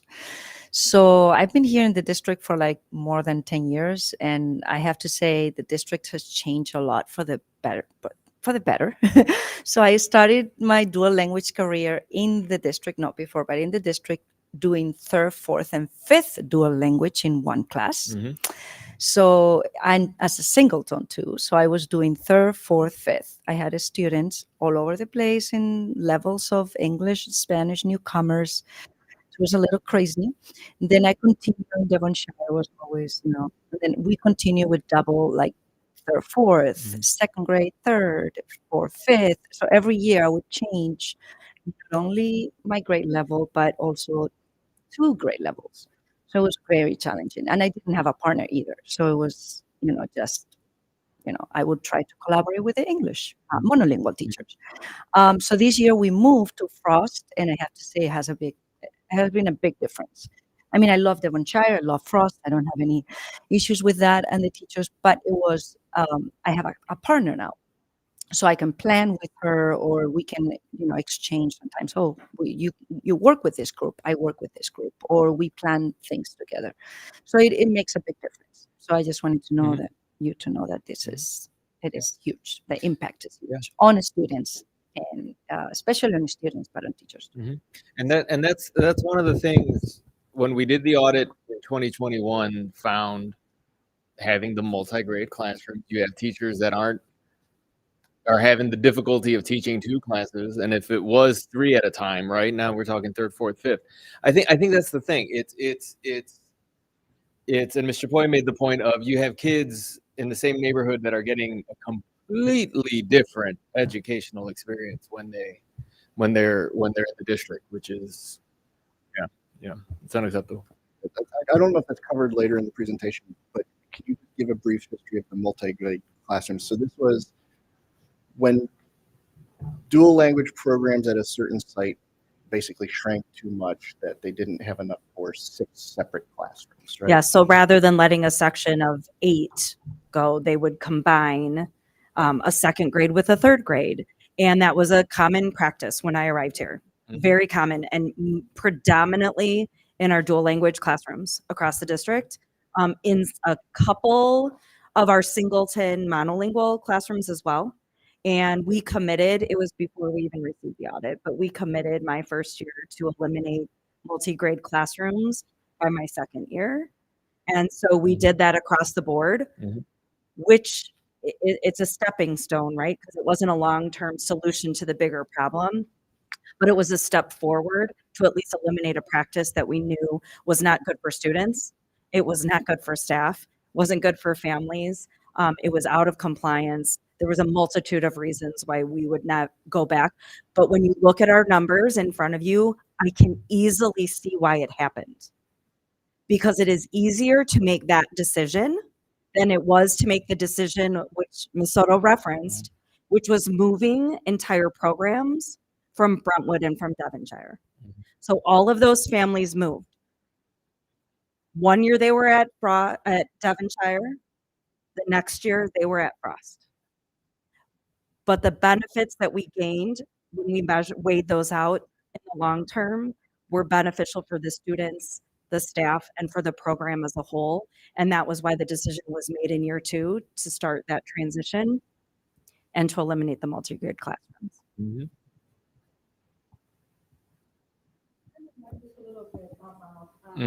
Please come up to a microphone. Testing, because that kind of does impact testing. So if you have all these students moving around from classroom to classroom, from grade to grade, from teacher to teacher, from all these discrepancies in It's not across the board, you know. So then we also have a test that does not show their competencies. You have this added effect where the classroom teacher, the not being able to move, the having to translate, plus the test, plus all of that, compounded. That's, you know, that's exactly why we see the scores that we see. So it's not because our students are deficient, or it's not because our teachers are not prepared. It's because we don't have the programming, and we don't have the consistency, and we don't have the program done with fidelity. So, you know, that's all I have to say, that the testing shows all of these discrepancies in our students. And that's kind of like heartbreaking, because I would want my student to be, my son, to be in a highly, you know, dedicated district, and not, that's not what we have right now. The test that they're not You know, that showing I this. ready and Can you show slide 16, please? So slide 16, as you can see, in with, as I mentioned before, the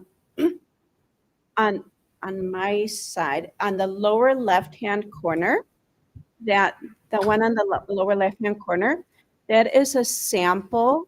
Thank you. That is a sample report that we get for iReady reading English and iReady math. Okay, so it shows growth. It shows that student year to date, fall right there, and then now the winter test, and how much growth that student made or did not make, whichever. Okay. With the Spanish reading, this, oh, nope, back up. Spanish reading, that's all we get right there. That's the score. We see no growth. Those are two different students. Oh no, that looks like the same student. But it means, what does it mean? If we would expand the English reading and math report, it gives a lot more information on what that student is lacking, specifics of what that student is lacking. And hence, then the teacher can then focus on those areas in that small group instruction. On the top one, it tells us nothing, basically. It does not, it just tells us phonological awareness went from 29% to 57%. We imagine out of 100%, but what does that mean? What are they lacking on? What are specifics? And iReady does not tell us that for Spanish. So because you don't have that tool in Spanish, does that require you then to sort of work on your own to figure? Yes. It takes more effort on the teacher's part to then dig into what does this particular student need on top of doing interventions, right? So it's not just, it's another thing added to the pile. Right. And thankfully, I've been teaching long enough that I know what to look for. But how about a new teacher? How about a teacher that's only been teaching for 5 years? How about a teacher that started in 4th grade, but now got moved to 1st grade? What do they do with that information? And what does that do to the students? So we're going to shift really quick to our last piece for Dr. Perdomo about our equitable access to programs, and then we will kind of sum up and then further engage in conversation. So Dr. And just a quick clarifying, it should say Spanish dual language not offered at. I want to make sure that because Claremont does offer dual language Polish, it's not Spanish dual language. But this would just a quick summary of how students do receive access to services in our district is all students, when they register in our district, have to complete a home language survey. From there, if they identify a second language on their home language survey, that triggers that language screening. When students don't receive a 5.0 composite on the language screening, they qualify for language services. So in our district, all of our students then, our families are presented with the option of either going to ESL, dual language, or they have the option to deny services altogether. Now remember, when there's 20 or more of that language being offered in that or spoken within that school, TBE services, transitional bilingual, has to be offered native language support, which in our district, dual language is our TBE model where we provide that native language support. So our families who do speak Spanish are entitled to a dual language service model. So what that happens is, to kind of put this in essence, is we are in a situation right now in our district where we have a family, just happened about a week and a half ago. They came into our district, John Jay student, kindergarten, went through the screening process, qualified for services, speak Spanish. Parents want to dual language because they're entitled to that service of the native language support. John Jay is at capacity at this current moment. In fact, we've had, if I would have put them at John Jay, we would have been at 30 students in the classrooms now, because since then, we've had 4 other students enroll at John Jay. So now a student who lives within walking distance of John Jay has to go to Juliet Low in order to receive their dual language services, because I cannot offer them the services at John Jay. Their own home school, I have to deny them that service in order for them to get equitable service somewhere else. That's just one of our scenarios. We also have, we've had in the past our students who, at any of these 4 schools, Brentwood, Claremont, Devonshire, or Forest View for Spanish dual language, they must go to a different school. So a student who's at Forest View would typically go to John Jay. So that's where their peers would have been from the community. But now, because of the John Jay capacity, those students from Forest View would not go to John Jay. They would now go to Juliet Low.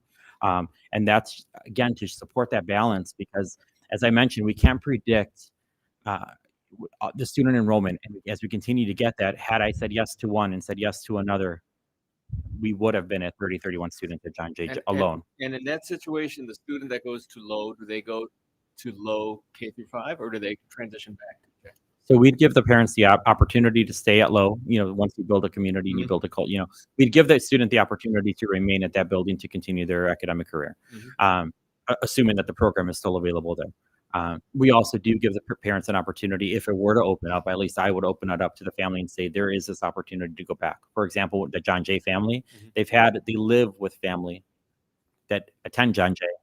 It would be best for them to want to return to John Jay in the future, because that's where their family that they're currently, not siblings, but a family that they're living with, it would make more sense for them to be with that. No, go please.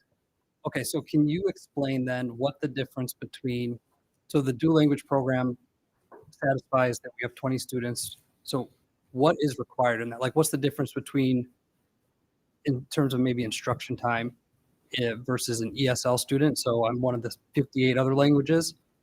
How much instruction time am I getting in that language versus a dual language student versus a student who,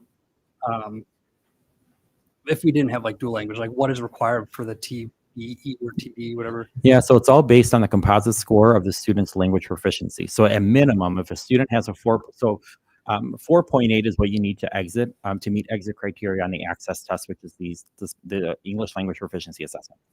So if they have a 4.0 to a 4.8, a minimum requirement is 30 minutes of that native language support. They still qualify because they speak Spanish. Per day, week, or? Per week. Yeah, so I'm speaking, so if we look at just Spanish, if they are at 4.0, they are required at minimum 30 minutes. But a student who's at the lower end of English proficiency, so a 1.0 to a 2.9, they minimally should be receiving 300 minutes a week in services. So in a TBE model or a dual language model, meets that requirement and surpasses that requirement.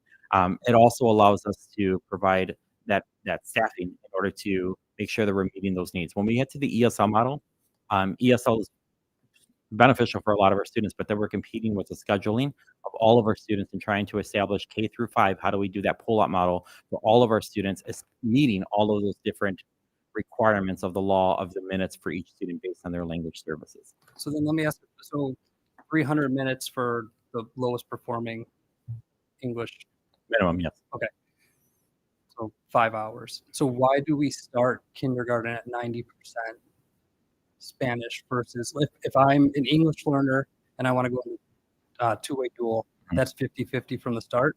No, so a dual language, our model is the 80-20. So in the dual language world, Two-way, I'm sorry. It's 80-20. Okay. So either the two-way or the one-way. There's 2 models we can choose from: the 80-20 model or the 50-50 model. So the reason we've gone to the 80-20 model is research has shown that 80% of the day, especially in the two-way model with the blended model, because we know that that is the language of the minority and the majority, meaning, especially in a two-way model, when you have families that are coming in wanting to become bilingual and biliterate, we don't expect our families to become bilingual. We don't expect our families to be bilingual to support the students in Spanish in their household. So therefore, what research has shown is providing them that instructional day, 80% of the day, in immersing them in the language in order for them to be able to capture as much of that, especially at the early stages of their academic career. Essentially, by third grade, we do get to a 50-50 model to have that more balanced approach, because we do want to get to that level of biliteracy and bilingualism. But the approach is starting with that 80% because we want to make sure we're capturing the essence of that language when they may not be exposed to it outside in the community as a whole. So we don't make the assumption that our families are also bilingual, academically literate, have that literate language, have the academic language, the social language to be able to support their child. So we want to make sure we provide that for them in school.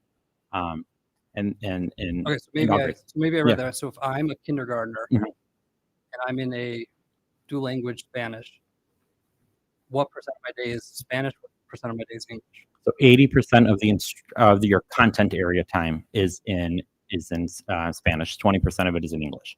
So to put it in a schedule perspective, you have literacy, a Spanish literacy block, which is integrated with content, so science and social sciences, and math. So that would be the students' Spanish part of the day. And then they have 20% of their day, which is roughly about 60 to 70 minutes in the kindergarten classroom, where it's English literacy, devoted to those foundational skills, understanding how to read, write in English, because it's, again, very separate than what it is for Spanish. So making sure that they have those two literacy blocks. So then if I'm an English speaker in one of the split classrooms, it stays the same, still 80% Spanish, 20% English? Yes, because the goal is we want to ensure that that English-speaking student has the opportunity to learn as much Spanish as they can within those early foundational years, because the assumption is that at home, they're not going to have that. The parent chose to do the dual language program blended model because they don't have that native language background at So home. why wouldn't that apply the other way? Thank you. For the 80. So like if I 80% English is what you mean? Right. Yeah. So what research has shown is because our Spanish-speaking families, our Spanish-speaking students, when they come in, research has shown that you're supporting their L1, their first language. So by supporting their first language and understanding when students come in and they have a grasp on the sounds of Spanish, the literacy skills of Spanish, is taking that and ensuring that that's the strengthening of the L1 of the first language in order to make that transfer into the second language. The research has shown that when you develop one language, you're able to make that transfer into that second language. So what research has shown is taking Spanish as the home language, elevating that, embracing that, and ensuring that students truly have a grasp on their first language in order to make that transfer into their second language. The difference between dual language is that there is that specific implicity of explicit teaching through bridging and metalinguistic focus, which is teaching the rules of language. Why does the M sound make this sound in Spanish and in English? What is the similarity, the difference between it? Whereas a TBE model does not do that. A TBE model teaches everything in Spanish with the hopes that the transfer takes place. Okay. I don't think that doesn't make sense to me, but I'm just curious. Yeah. I understand what you're saying, but I don't get why it makes sense why wouldn't we reinforce? Do parents know that when they go into that it's going to be 80% Spanish, 20%? Yes. So we do tell our families that, right now we're going through our kindergarten informational nights, and as families come into the program. So remember, two-way dual language you could only enter it in kindergarten. So we do enforce that to our parents, and we explain that the reason why they're being taught 80% of the day is to, again, reinforce that language of Spanish, because the goal of the parents wanting to be in dual language is for the student to come out bilingual and biliterate. A lot of our families that choose to do dual language, when you do have that conversation with them, is they're coming into the mindset that you teach my child Spanish and reinforce that language of Spanish. I can support them with the English at home to help make some of those transferring skills, but they can't do that same with Spanish, which is why we're supporting them in school with all that Spanish to ensure that they're becoming to that biliterate and bilingual aspect of it. For our Spanish students, the benefit of it is that we're using the leverage of the language that they're most comfortable in, the language that they're most exposed to at home, leveraging and building that and strengthening that in order for them then to get a better grasp on the English in order for them to make that transfer of language. So like equivalent being, I move to France. I enroll my English-speaking child in kindergarten in France with 80% in English, 20% French, and it's slowly the percentages start to fluctuate as he goes through his grades. Yeah, The foundation is the English. The learning is it's an immersion program, right? A lot of times when we go to, we talk about high school programming and a lot of students that want to do that study abroad. They immerse themselves in that culture and that language because that's the best way to be able to utilize the language and do that. So that's the same kind of model within the research of dual language. You immerse yourself in that language of Spanish in order to really understand and grasp it. Now, And I can completely understand that. Michael, I have a similar concern. Yes, I did study abroad, and I'm English is my second language, right? So I completely understand the immersing yourself in the second language. So English speakers coming in, immersing themselves in Spanish. What I'm concerned is Spanish-speaking kid going into kindergarten and being at a disadvantage for quickly ramping up the English language to succeed in the later grades and going to junior high and high school. That's my concern, and I'm not sure if you already have the same one. Yeah, that's basically why I don't get why it works for English speakers to go that route, but not Spanish speakers or Polish speakers. And you even said at the beginning that a lot of the kids will test into this, but still be pretty good at English to begin with. So it's almost like they're taking a step or having them take a step back to take a step forward, which, and I don't know if I read the auditor report properly, but it said 50-50 is the best model to go with. So that would be one thing that I would look at if we continue the program is how do we get, and we have curriculum in both languages now, how do we get to that optimal level sooner rather than later? Please come up to a microphone. One thing is, I think there's one reason. One is to equalize the experiences of Hispanic students and English-speaking students per se, or the other language students, because of the experiences of the home experience. So it is assumed that the English speaker will come with 5 years of English speaking and needs to be immersed into the Spanish. The other, I just blanked out. The other way is also, and this is how I explain it to parents. If you take 2 glasses of water and you put a little tube in between to connect them, once this glass starts filling up, it starts filling up the next glass. But if this glass is not filled, it never transferred to the other side. So that 80% is to make sure that this glass is filled to the maximum in order to provide transfer to the other glass.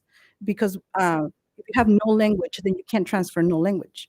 But if you have a lot of language, if you're really good at speaking Spanish, then and it's kind of magic what you see when your students are really good at one language, the other language just magically appears. It's not that we're saying that we're not providing that instruction, but proficient language students create proficiency in the other language. And that's what we're trying to do. We're trying to make sure that they're proficient in Spanish so that when it's time to ensure their proficiency in English, there's something to grab.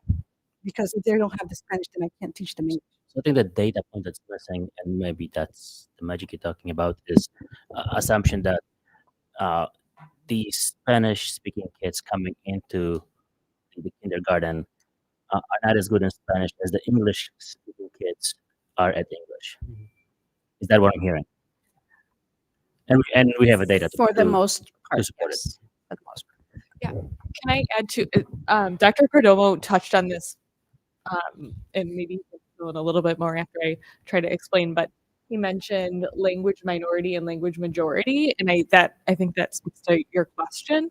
Our students who are coming into kindergarten who speak Spanish in their homes, they speak a minority language in our community, whereas the students who are coming into our schools who speak English at home speak the majority language of our community, and that plays into the language levels and how their perhaps kindergarten readiness, and when they start kindergarten. No, and that makes sense. If that's the assumption, and we know that kids are behind their own language because they're stuck in the English speaking environment, then it makes more sense. But I think also too, one of the goals of the dual language program is not just to teach them English, but to have them be biliterate and I'm blanking on the other bicultural in the two. Right? That's kind of the two-way highway there. And also, oh, thank you. I wanted to add as well, something that I meant to say is that in the research that I noted from Thomas and Collier, they do speak to the effectiveness of dual language education on English learners and on students who are opting into the program that have already developed their that already are coming in at grade level proficiency in language. And the dual language model is effective in their language development as well, without having negative effects on their academics. One thing about Thomas and Collier, if you do the research on them, there's two sets of research. The first one they did was in French, French and English in Canada, and they hence have updated their research for English and Spanish. I think one thing to highlight, and based on your comments, is to remember that biliteracy or speaking minority language is not a deficiency. It's a strength that our students bring. They don't come in speaking less of a language because they speak Spanish. We prioritize and highlight our second language because as you see in our model that we have in 59, kindergarten is 80-20, and then as we move forward, it moves into 70-30, and eventually we get to 50-50. But students are always surrounded by English. So it's never that they're not getting enough English. It's the academic piece, especially when it comes to Spanish. A lot of students come in speaking their social language, and all the students have the social language. But our work in there is to bring up that academic as well. And again, the goal of the program is for our students to be bilingual and biliterate. They read, they write, they understand, and can speak in both languages.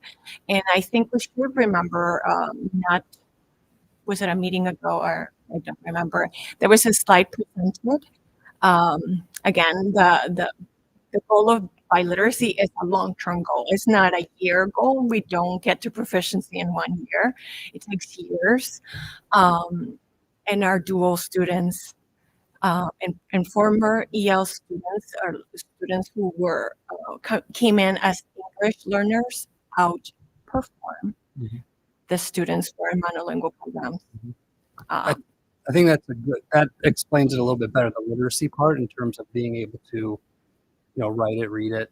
So that does make a little more sense. But if when we talk through, I think that's where the early learning center and getting as many kids into those programs as possible. So maybe they can have an extra year. Maybe we can move up that percentage from 90-10 in the kindergarten year to maybe it's 70-30 in the kindergarten year.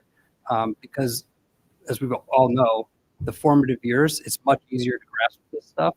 You're learning it while you're learning it alongside another language, right? Where your brain's developing. So Hence the dual program immersion Right. and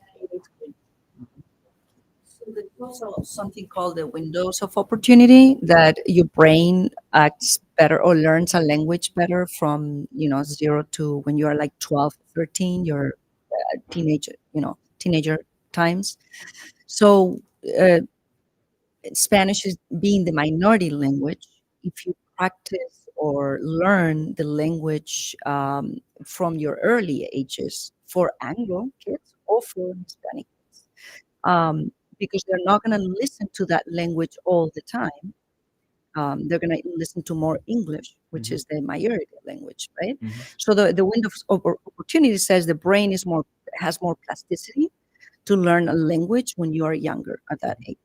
So by learning 80%, 20%, and then moving up, you're learning the minority language and also the English that you're going to hear all the time outside your school and in TV and in school, inside of the school. My Hispanic kids speaking most of the time in English to each other. And even if I force them, it's like, come on, guys, it's Spanish time, it's Spanish time. So they are going to they're going to hear English a lot more. But we need to provide a really good method to teach them in Spanish and in English. So, if you go to Europe, most programs, German programs, English programs, they are almost the entire day is in that language, in the minority language, because the parents provide I know, for example, in Spain, I come from Spain, we have German, we have French, we have English programs. Most of the time they teach in that language, the minority language, and then they provide the 20% in Spanish because they know the parents are going to provide that language in Spanish. So I don't know. That's maybe that answer your question. No, I'm but still like flummoxed that you're saying you're saying the same thing that I'm thinking, but I'm not understanding. I don't get. Maybe I have to read the research on it, but I'm not really comprehending why it's good to do it one way, but in this situation, it's not good to do it that way. I would also like to clarify, hi, Susan over here, from the dual language audit, there were two. So the Spanish dual audit celebrated one of our strengths as having the 80-20 model.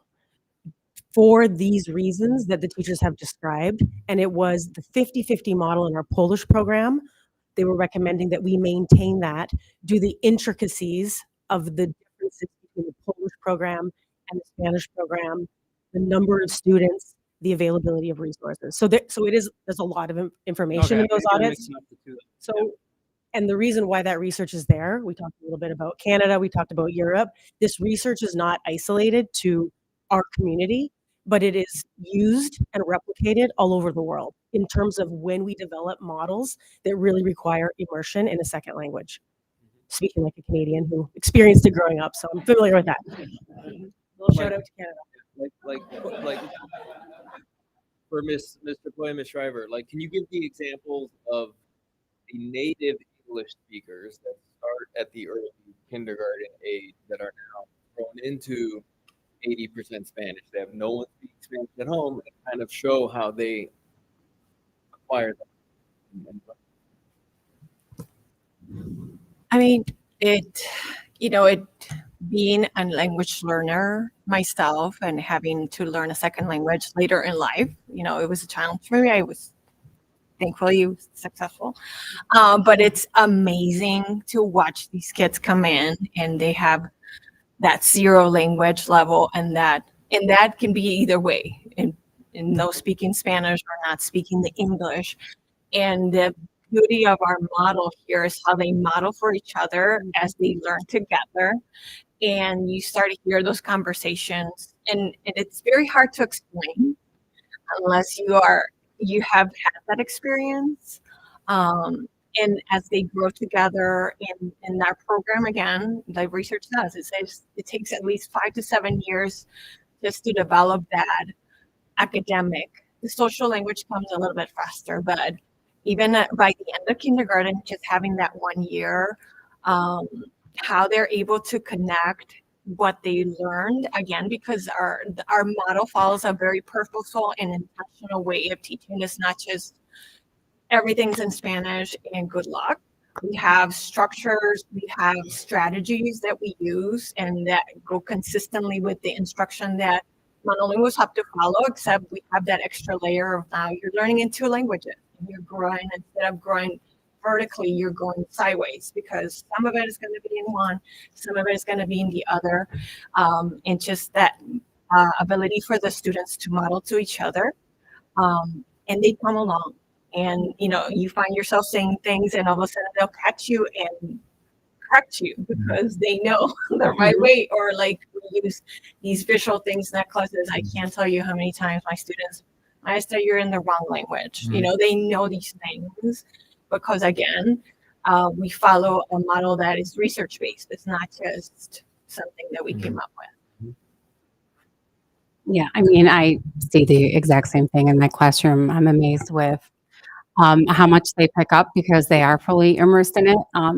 Right now, currently, I'm blown away by one of my little girls who just on her own. She doesn't have to be pushed on her own during exploration time, social setting, or whether it's like academically, she is talking in Spanish, almost to some degree, full blown Spanish. And, but I mean, she needs a little support here and there. But yeah, I mean, it is amazing when they have each other to learn from that just start to do it on their own. And so it's pretty amazing to see it.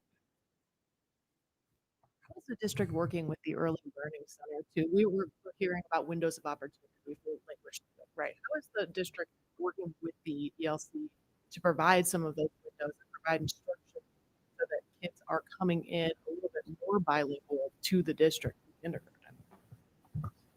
Are you referring to English learners or primarily English speaking students? Well, I guess I would be referring to English learners. Yes, so we have bilingual programs within our ELC.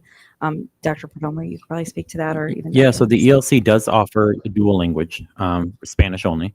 So it does allow that for students. No, it doesn't follow because of the amount of time that they're in school, it doesn't follow the strict 80-20 or a 50-50 model, but they do use their native language support for our students and being able to provide that. So it's a hybrid of a dual language, and we are working more closely with the ELC in trying to create a more optimal vertical alignment between what does pre-K look like to what does kindergarten dual language look like, to see if we can start to blend those worlds a little bit better.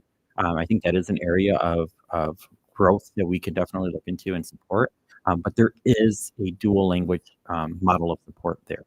The difficultness, I think, is sometimes I think what's great about 59 is that we're blessed to have that starting at the ELC.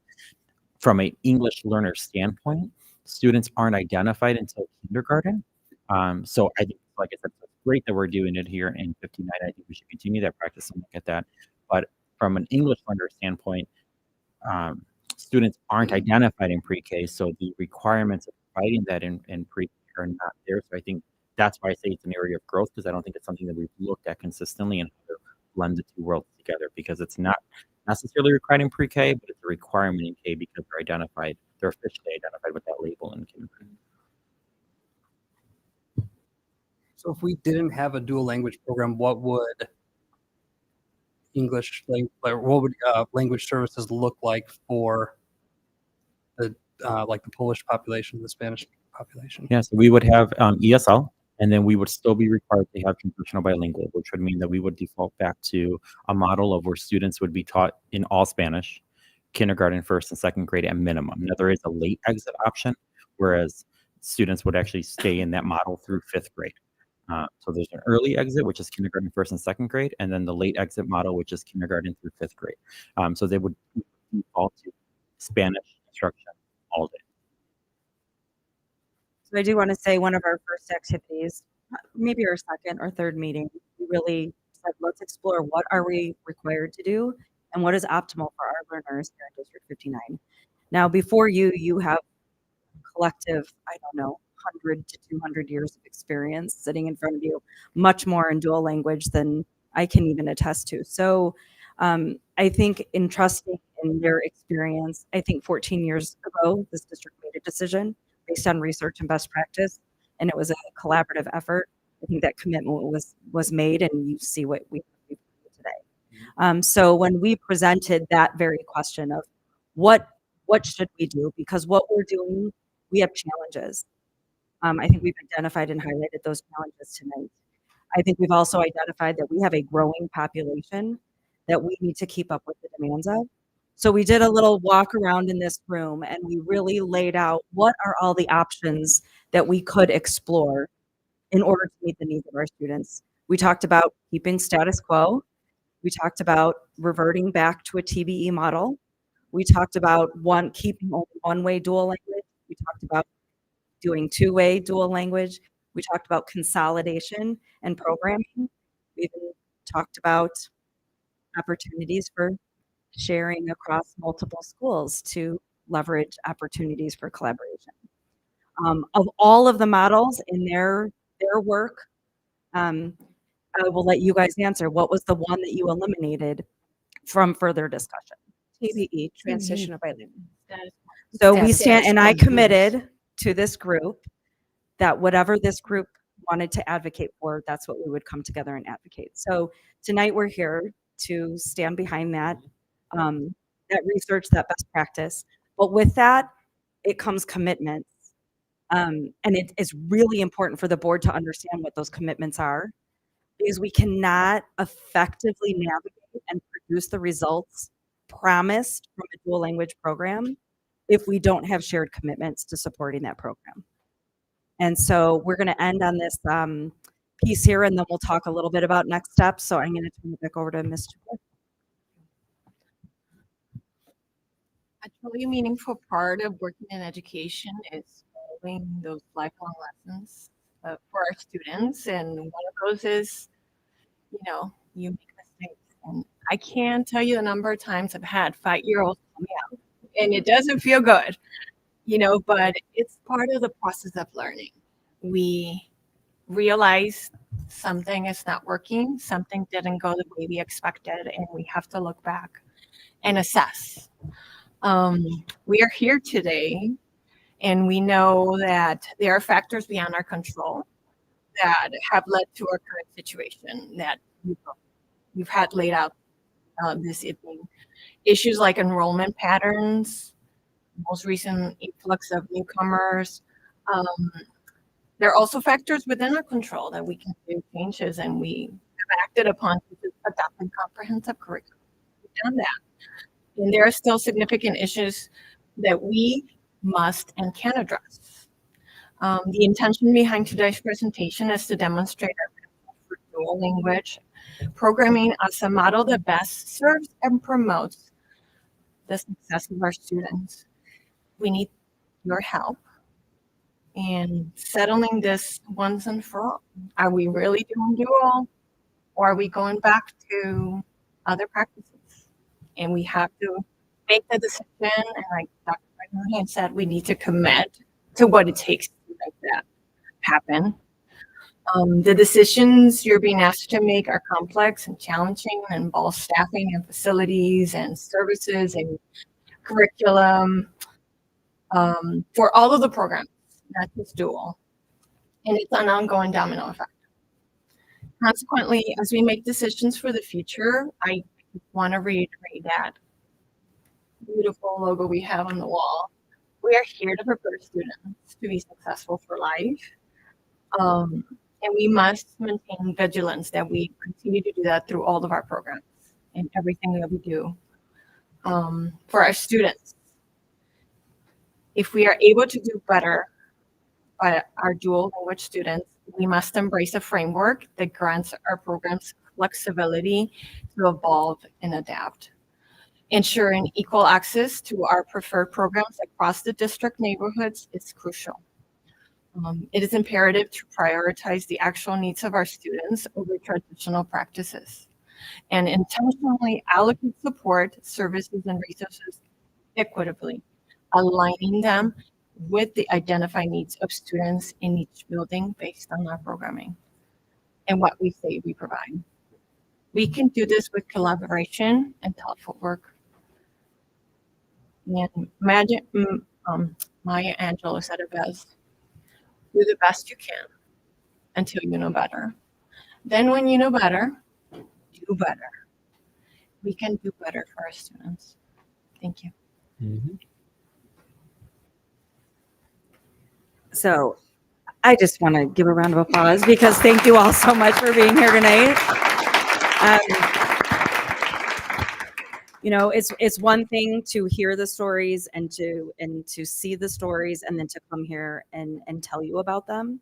It's another thing for the people who are experiencing them firsthand to come and share those. So I'm very grateful for all of you being here tonight and for sharing those stories and your collective commitment to all of our students in District 59.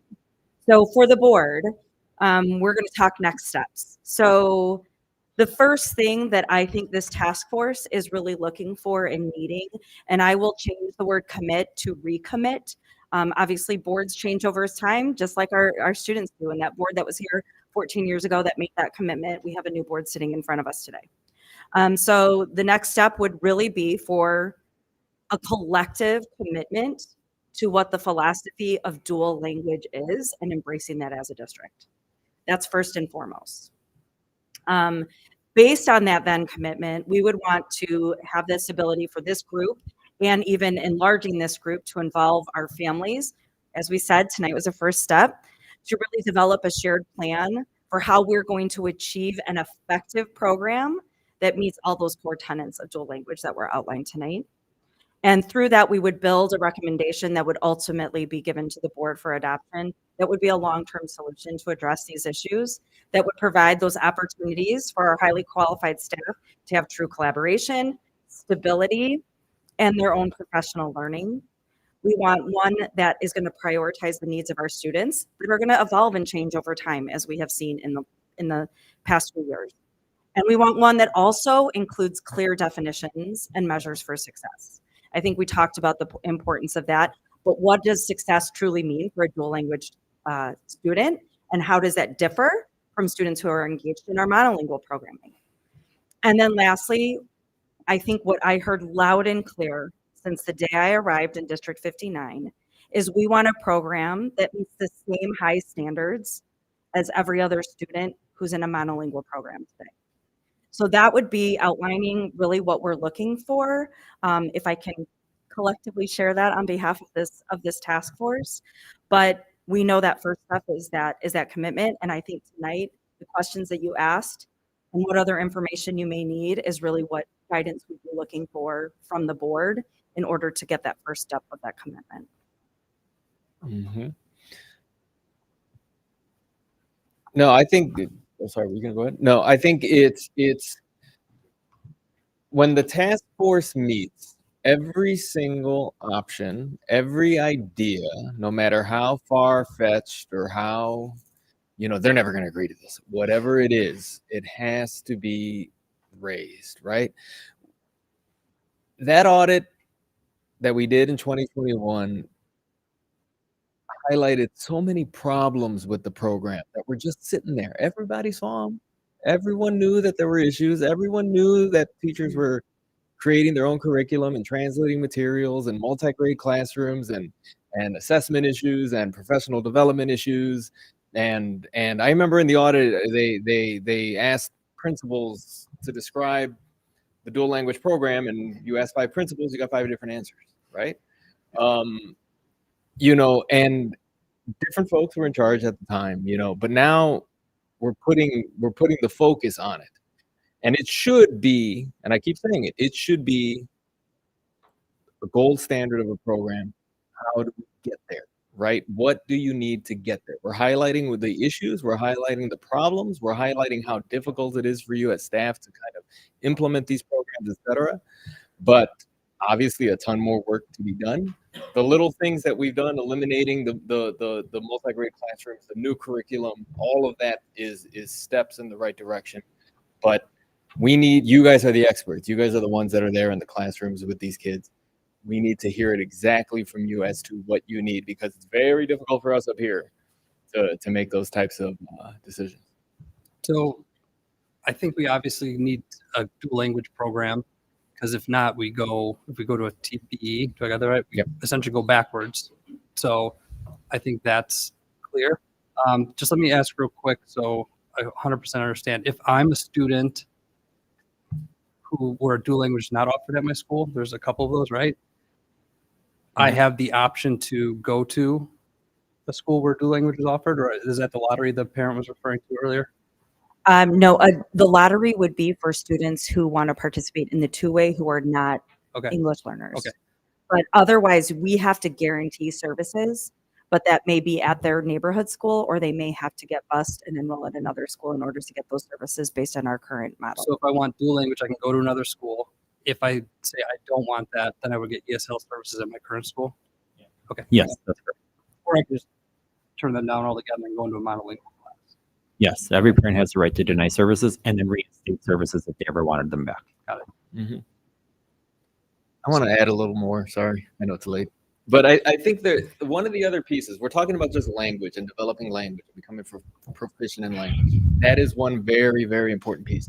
The other very, very important piece with dual language is just that cultural aspect, that diversity piece. You have kids that are native English speakers, you have kids that are native Spanish speakers communicating daily. And it's not, I'll give the example, I'm going to give my own personal example of growing up being the only Hispanic kid in the class.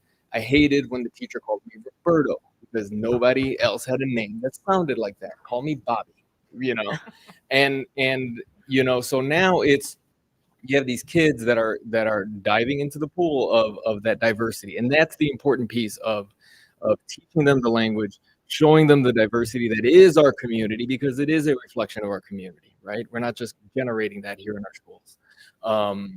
So it's all of those pieces that help them grow and develop over time. I think that's an important maybe part of becoming like a world-class model dual language program is as much as we can, I know the staff tries to make that happen, but when they're separated in different classes all the way through, sometimes that's difficult to do.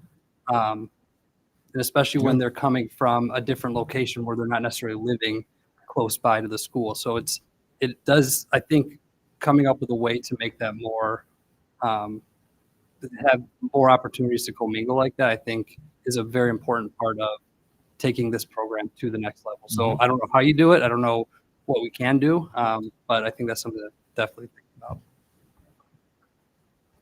Oh, first, I wanted to thank you so much for actually working on this. I know that's probably extra on top of whatever else you need to do. So thank you for your time. Right? I mean, all this work we are very much appreciated. Just wanted to say it. Even if we sometimes sound like we're challenging, no, we're just educating ourselves. And we very much appreciate it. I mean, being a person coming in as a English learner, right, back in the day, I know how important this is for kids, and I mean, I strongly believe that we do need to make sure that kids are prepared for success. And so that's just a big thank you for you.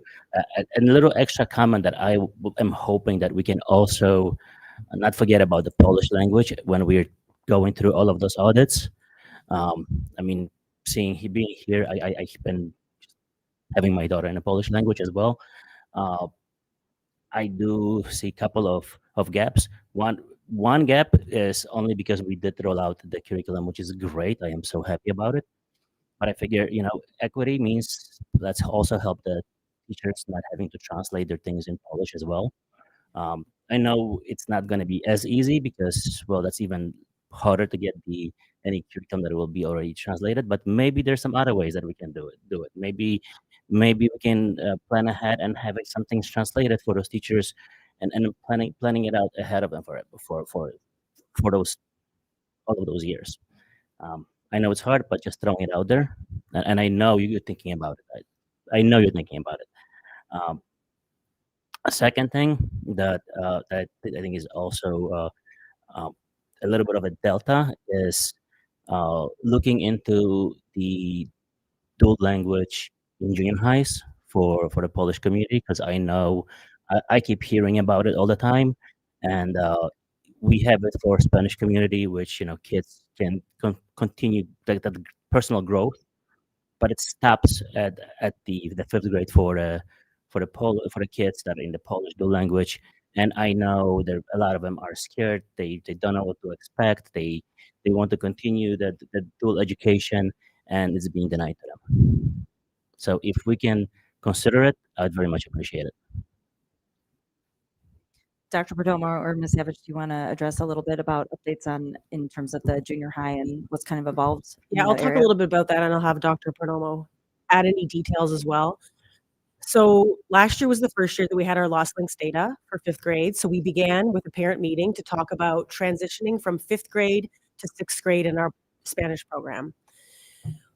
Already knowing that we weren't doing the program to fidelity at the junior high, we wanted to be very clear with parents on the shifts that we were going to make, which includes really focusing on the path to the seal of biliteracy at the high school level, which is the focus on elevating the Spanish language. But we were not able to continue with our 50-50, or was really like 70, yeah, the opposite. And it was not happening at all the way it really need to be with fidelity. And we're running into some challenges with, I feel, and anyone can chime in, due to the structures that we have K-5, knowing that we haven't been doing as much as we can with fidelity K-5, we're seeing students at the junior high who need some things a little different. They need the opportunity to increase their Spanish, and they are coming in with some very high levels in some cases, and we're increasing those levels of Spanish 2, Spanish for Spanish speakers, but we also want to ensure that they're getting access to high quality curriculum, which is our brand new ELA curriculum. So this year we had our teachers doing biliteracy time, so they still had that support. That continues to be a challenge at our junior highs with our students. So at this time, we're pausing any changes, even for our Spanish speaking at the junior high, until we can figure out how our structures at K-5 are being met appropriately. We want to make sure we have the foundation of our house in order before we keep adding on to something that we're seeing inconsistent results and we're having struggles just maintaining what we have K-5 for the Spanish program. So feel free to add on. So we've been meeting with teachers, meeting with families, continuing to build out what our junior high scope and sequence looks like so they can access that seal of biliteracy. The other piece we need to keep in mind is once we get to 6th grade, 7th and 8th, our focus starts to shift a little bit. We have to start thinking about articulation to high school and what District 214's metrics are for success. So we know that building a strong Spanish biliteracy student is amazing and excellent, and we'll give them those opportunities. But they also have metrics and opportunities that we want to make sure our students can access when they get there. So we want to make sure that they have the strong academics and they have the strong English skills so they can access high quality coursework and they can take advantage of the career opportunities of the career clusters at District 214. So we are working collaboratively with the articulation with Spanish right now so we can have our students accelerate and be successful on that seal of biliteracy, as many as want to do so. But that doesn't exist as easily with the Polish language at this time. But it's not something we can't think about, but we have to get that piece in order as well. Is there anything that I missed through that? Yeah, just two quick things I wanted to add is the other focus in junior high is also being aware from our data and looking at the amount of students who are still identified as English learners and a commitment to make sure that we're giving them all the tools necessary to be successful for when they get ready to our high school. So how do we make sure that our students are getting to that level of achievement for English, passing that English access in order to make sure that they have optimal opportunities when they go to high school. And then I do appreciate you bringing up Polish dual language because I know this year, hopefully I would, if you're listening, and I know Mrs. Farfan is back there, I think what we would want to say is we are trying to bring more awareness to our Polish programming and our teachers and honoring and validating the amount of work that they have done in the past in the translation. And we are committed to try to support them more in that. Super exciting, very, very, just observing the waters and looking at that, but we've been working on. I actually got to meet with one of the Polish liaisons. We did increase Claremont by having. They used to have one, now we have two. We took that into consideration based on the dual language audit and seeing them splitting from the primary K2 to 3-5 instead of having one person just do K5 altogether. So we did put that in place this year, and then we also are exploring a Polish assessment to hopefully introduce in 5th grade. It's something very, very. Right now, we're just looking at what does it look like and what is out there. It's in development. It's in 7th grade right now, and they're looking to bring it down in 5th grade. Not fully developed yet, but we're working with vendors to try to make sure that that's happening.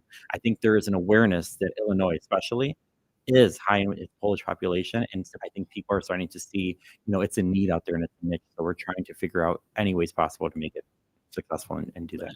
Very much appreciated. I would still say that the junior high piece is missing, and just because there is a one focus, I think there is an opportunity to attach it and have it done with a lot less effort, unless we, versus waiting a couple years until Spanish is done, having everything figured out, and then now we need to start from scratch in Polish. Versus right now, if it's attached, that junior high piece could be a lot easier. Yeah, and I'd love to see it.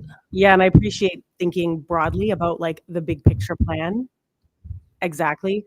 The other thing we are doing with our Polish dual language teachers is that we're including them now. So now that we finish that Polish audit, we don't just have our dual language leadership team now includes our Polish teachers. So they're coming alongside with our Spanish teachers. So we're talking about those things together.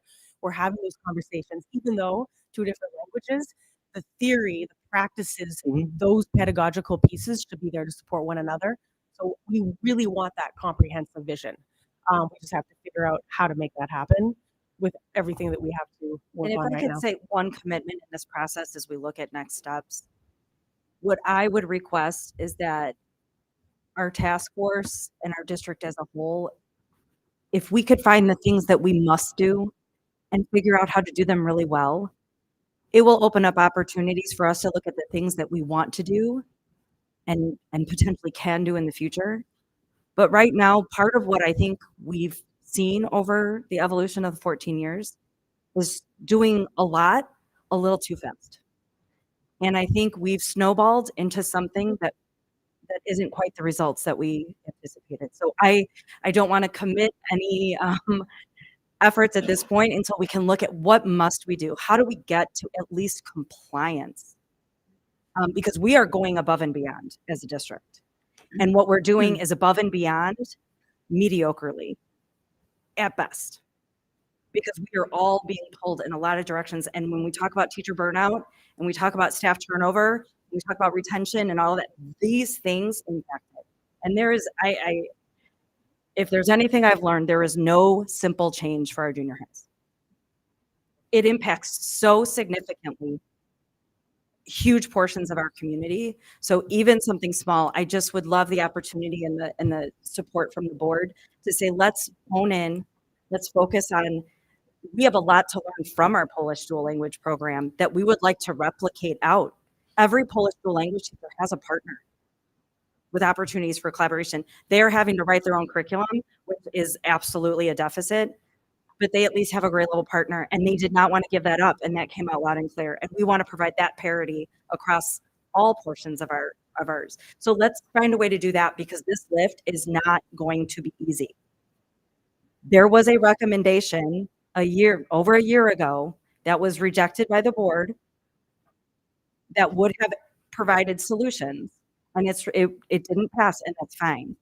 So what I'm saying is that now we're going to come back with other solutions, more singularly focused on dual language Spanish, and it is going to be a heavier lift. And the commitment from the board to get to that place, because we started looking at recommendations and plans, didn't we? Did we come up with anything that was easy? No. And that's why we're here tonight, because I think we need to first know that we have the commitment before we start investing a lot of work into building plans that ultimately may not garner the support that we're going to need in order to implement them. And that is my role, to commit to this team in front of us tonight. Sorry, this is a little off topic from that, but Dr. Perdomo, your last comments made me think of something. Is there, I don't expect us to have this data point out, but I'd be curious, are ESL learners for those 58 other languages, or families who opt for ESL versus dual, like how is their academic performance compared to dual language students? Yeah, so I know we have some of that information available. I don't think we have like right this second, but I'm sure we definitely have that available to look at. I think what you'll see is that journey that they have. It depends. I don't have the exact data, so I don't want to say it's better or worse. I think what we're looking at is we look at our students in that progress to proficiency, that 5-year range of being able to acquire the English language. And I think we're seeing that some of our students in ESL programs flourish in that model. So ESL is not a bad model either. It's a great model that does work for some students, and then we have some students that flourish in the dual language model, and then we have some students that we have to look deeper into and how to support them. So I know that data is available, and I know. Can I just add though that Yeah. the only data point we have is their mastery of English Yes. and growth over time. Yes. We are not measuring any Yeah. other indicators of success, which is very different than this is why the importance of establishing what are our measures of success for dual and what are our measures of success for ESL. ESL is a one-way model. It is the outcome is English proficiency. So they are thriving in that model. The core tenets of dual is developing bilingualism, biliteracy, biculturalism. So those measures should look different and are going to grow at different rates. So I just want to be really careful about what indicator, because we look at IAR, we look at iReady, and when we paint that picture, it's not an accurate depiction of the goals of the program, and therefore it looks very different. And I want to continue to reiterate that point. Can I add something though? If you look at the Thomas and Collier research, you'll see the graph. Just all you have to do is Google Thomas and Collier and click on the images. You'll see the graph with all the models right there. And so it shows you, the graph shows the academic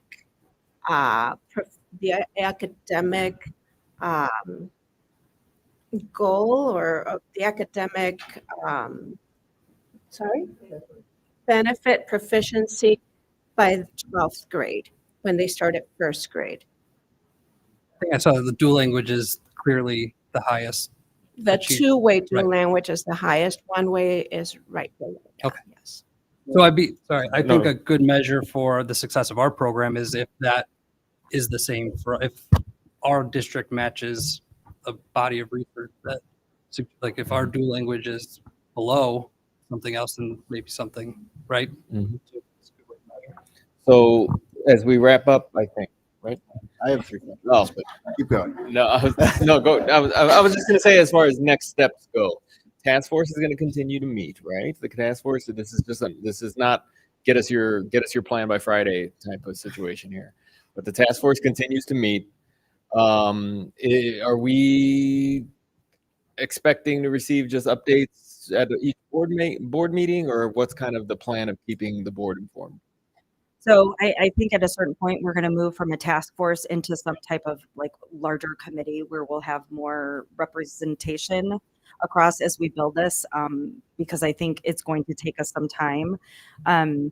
At this point, I think any significant changes and recommendations would be built for starting in the 25-26 school year. I think we continue to make the incremental changes that we're making. I think we have to look at, things that are happening with Brentwood and the boundary and continued consolidation of program that's there, just even aligning. I mean, this was the first year where ESL was provided at Byrd. Prior to this year, you had to go to Claremont.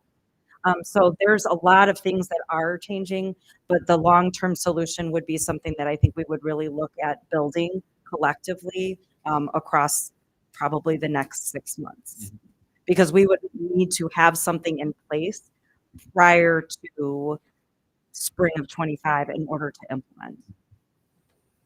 So that would be part of our long-term plan, looking at boundary issues, the holistic plan, I believe is the way Lucas described it. Yes. Numerous times, looking at what is available at different schools, what boundaries are at issue, where should programs live, and I think that all ties together.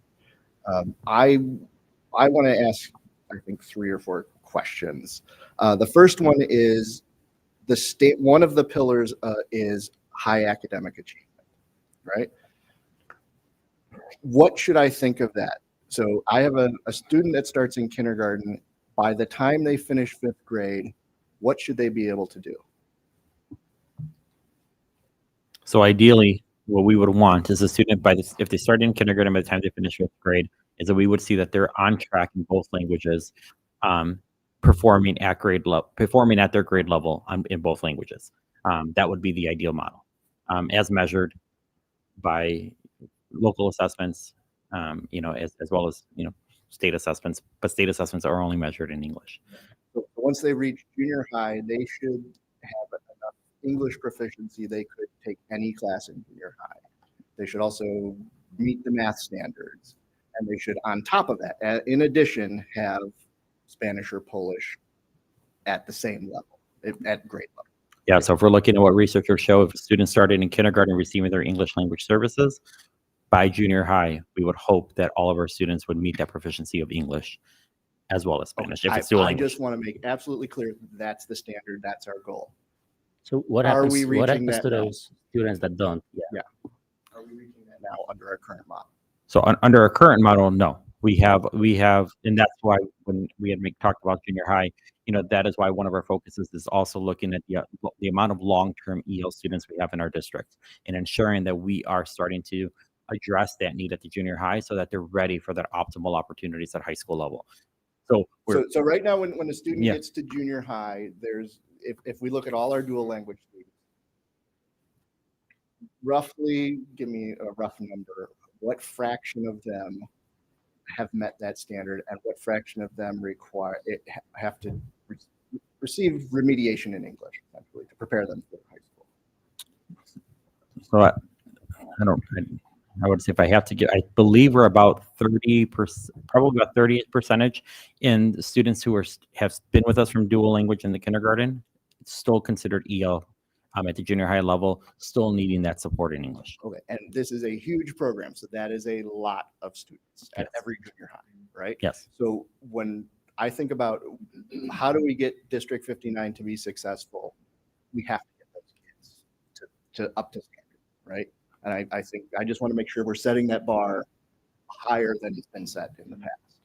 Because I think we're saying it's high academic achievement, we mean high academic achievement. So to that end, I have another question. Is it necessarily a one-size-fits-all model? So at the junior high, we don't have a one-size-fits-all model. We have, when kids have fallen behind, we try to catch them up before high school, right? Is there a similar way we can do that in elementary school, or ask the task force? Go ahead. I'm jumping at the bit here too. Yes, please. I'm going to ask the questions. Remember, I talked about the certified interventionists, that it starts in kindergarten. It starts in kindergarten. Right. Okay. So that was one question. So, well, that was two questions, right? The next question was, you always point to the work of Thomas and Collier, which I've spent a lot of time reading since I joined this district. This is an issue we need to deal with, right? And I always worry about, they have spelled out how we are supposed to do this. Okay. Did we ever actually try and do what they say? Did we supply Spanish language interventionists to all our kids, kindergarten through second grade? Did we have high quality staff at every single level, right? Have we actually tried what the model says should be the best model? So like Dr. Bresnahan said, we took on a little too much, too fast. We grew too fast. So we tried to do it at every single school. Exactly. Right? I think we tried. And I just don't think we were successful. That's my point, right? How well did we actually practically align with that model? And at Rupley, I think we've had, since the time I've been at Rupley, that was 2007, I think we've had 3 that I can count, interventionists for K-5 in all the years, but they've only stayed like 1 year. One of them was moved to another school with higher needs, which I could not believe because Rupley has really high needs as well. Another one was moved out of intervention to, and these are all just reading interventions, not math. Right. Another one was moved to 5th grade classroom, and the other one. As we saw, we had another reading intervention. So I was at Rupley.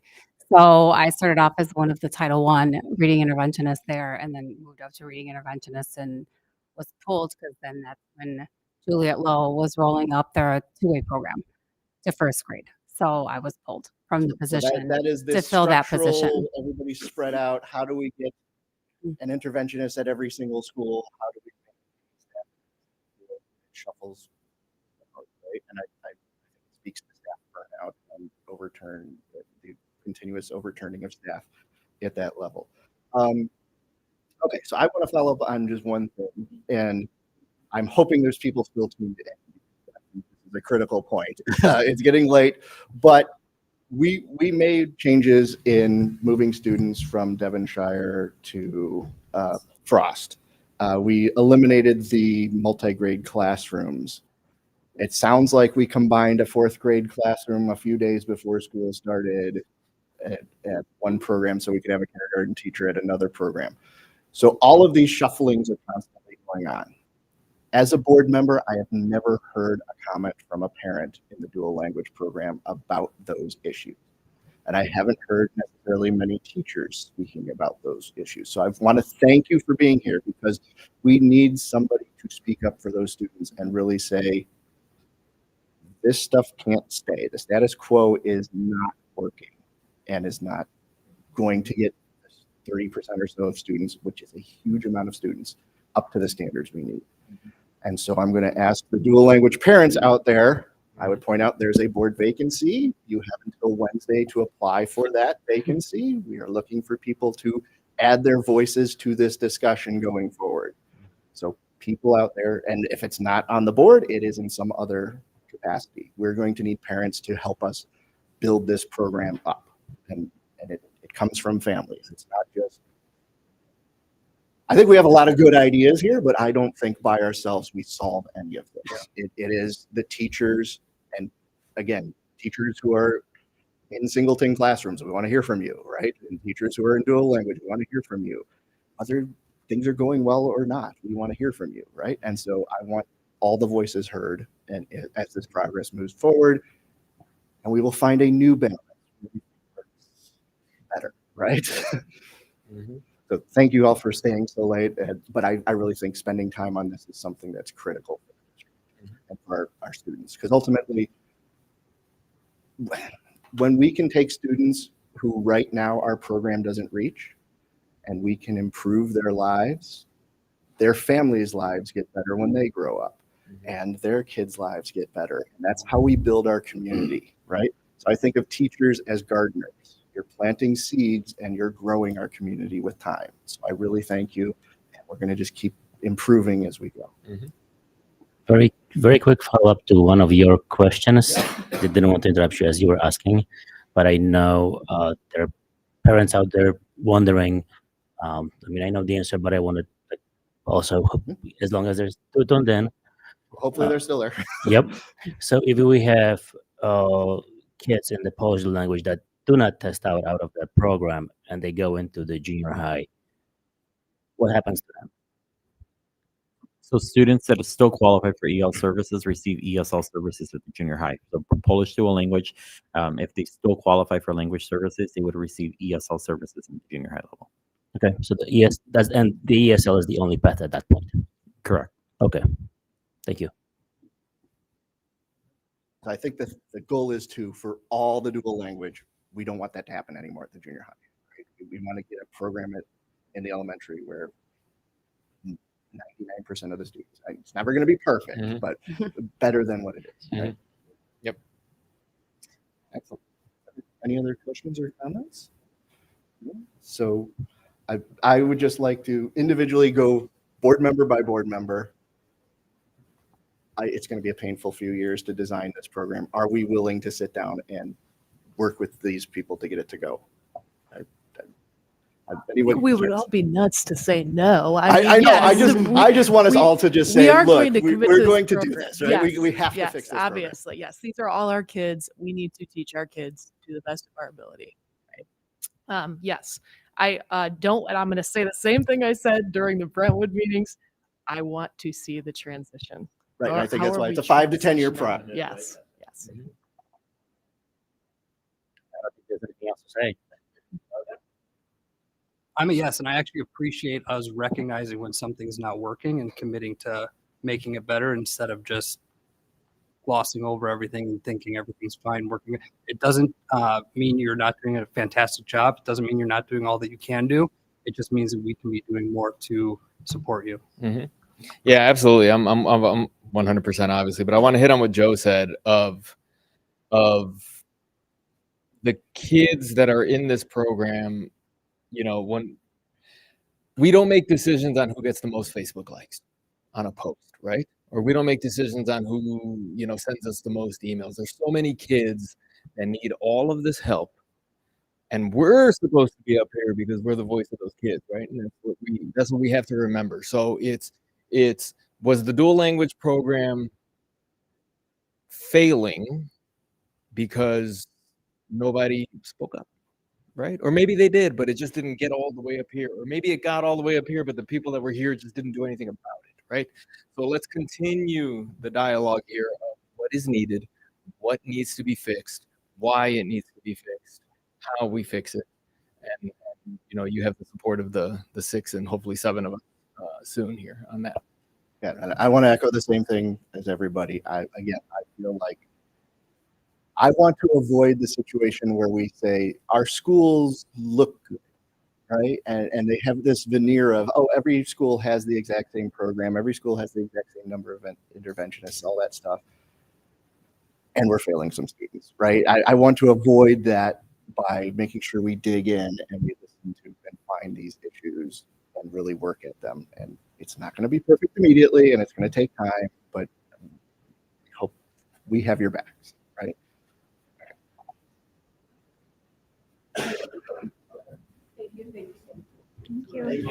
Thank you all. Yeah, and thank you for staying so late. Yeah, it's meaningful.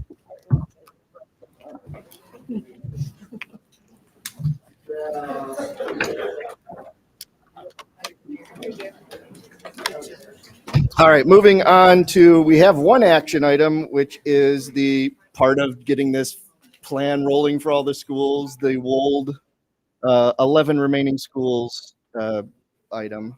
If somebody can pull that up for us, we can read the action on it.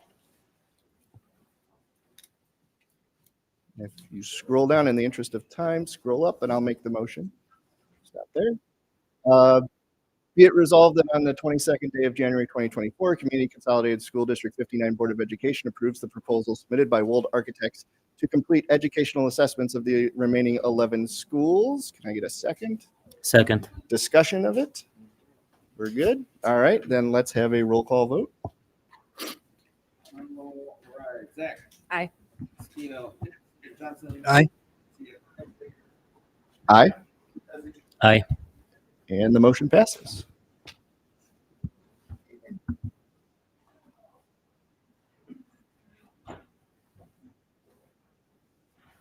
Okay, moving on. Discussion items. Calendar survey results 6.01.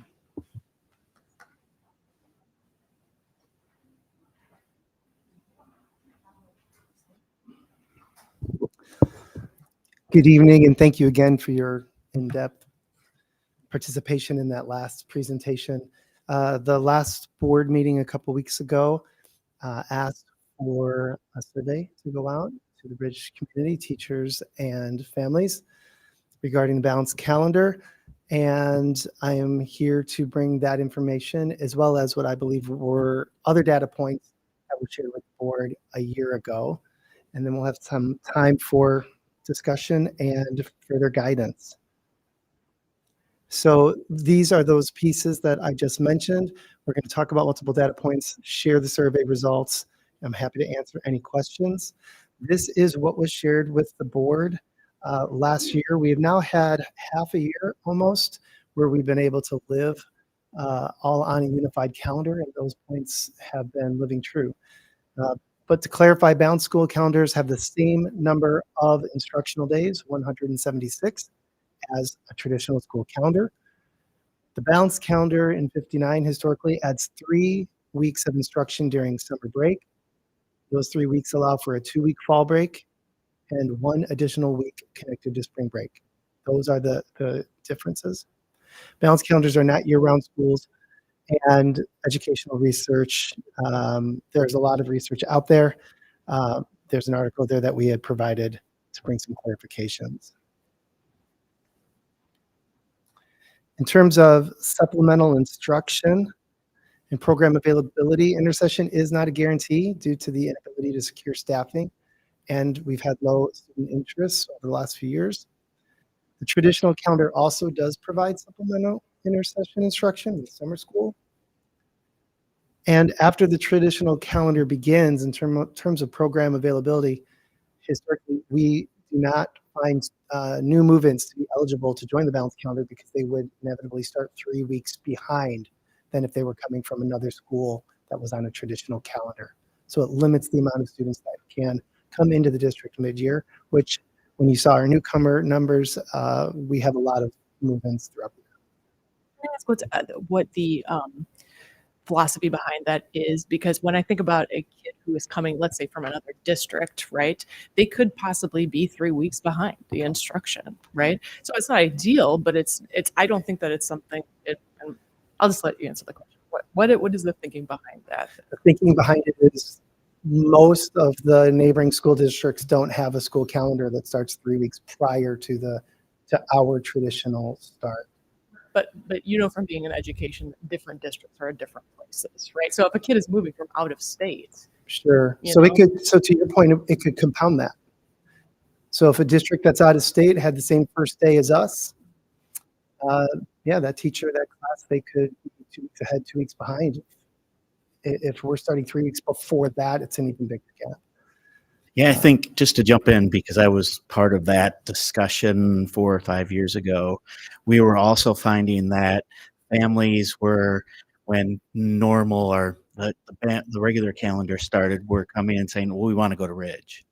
So that true, like within our own system, now I'm 3 weeks behind. So that's where we work to say we're really closing enrollment once school starts. And kept that in place for until we move back to this piece. And yes, there's that flex and flow and things that could go with it. But with the intercessions, so if I start late, and then with the intercessions, it could even be more compounded where kids could miss 3, 4, 5, 6 weeks of just standard instruction. And kids are at all different places, especially if they're moving in. We know the impact of those types of pieces. We just felt it was the best that we maximize the amount of time in school for any kids who come and align with. If you're signed up for Ridge, you start with Ridge and we go from there. And really maintained the enrollment during that time, as it has been the last few years. So we didn't see huge changes or fluctuations. It's also aligned too with our dual language, which is our other choice program. So that you have to begin in kindergarten to begin it. So a student who transfers in doesn't have the opportunity to attend our other choice programs as well. In terms of professional learning and assessment, the balanced calendar requires a different assessment calendar. Not entirely, but it's not exactly the same either because of a different starting point, and grading periods as well. Staff on a different calendar than other schools can miss essential curriculum rollout in training and support. So when we have a new curriculum or a new resource, we have summer professional learning sessions to roll those out. A school that starts 3 weeks earlier than others, that can be a scheduling conflict. District summer professional learning sessions as well. We offer choice sessions throughout the summer. Those overlap with the start of the balanced calendar. And district-wide instructional coaches and some others, district-wide staff are not working during the extended dates of a balanced calendar, so they are not available for staff during that difference in calendar.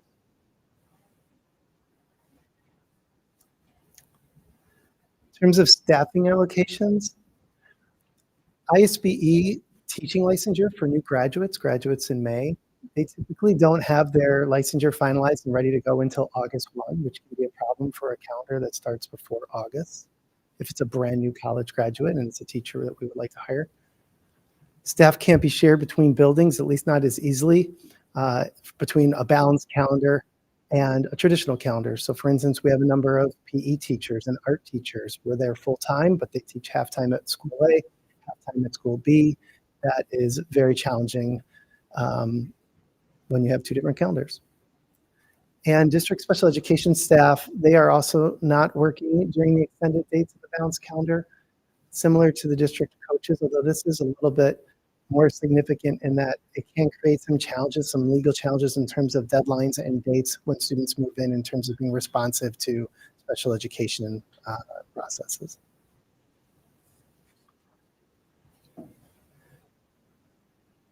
And operational considerations. Kindergarten registration is negatively impacted when there are two different calendar start dates.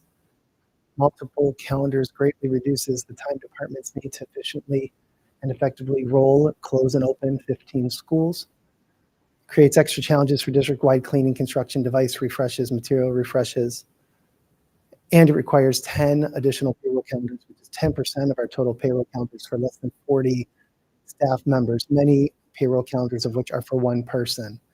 So what that means is LRC teaching assistants, they have a different start and end date than any other type of teaching assistant. And so that person would need their own payroll calendar built into the system. Is there software that handles that? There's software, but it's not automated. You have to put in all the beginning. You have to still have payroll and HR work together to put in all of those days. And is Because that, that's what tells them which specific days they get paid for which days they work. so that's a front loaded, is that the beginning of the year or is that throughout the year that's How happening? much work is it? I'm sorry. I guess my ultimate question is like, how much work is that? It's significant. 10% of the payroll calendar is 10% away from something else. If you had to put it in hours. I wouldn't be able to quantify that in hours. I wouldn't be able, I can't give a specific, I don't know that. I think it is absolutely Yeah, more than well, a couple minutes. To Ms. build up Pullen payroll. has some input on that. Yes. And I do want to say that each of our departments collectively reviewed, hey, how are things different or the same versus being on a singular calendar versus two different calendars? This is feedback from our departments. So this is, I mean, we're happy to have the panel come forward if you would like more details on that, but I think it came directly from the people that do this work. Yeah, and I appreciate the questions. This is being shared back, as Dr. Bresnahan said, from departments.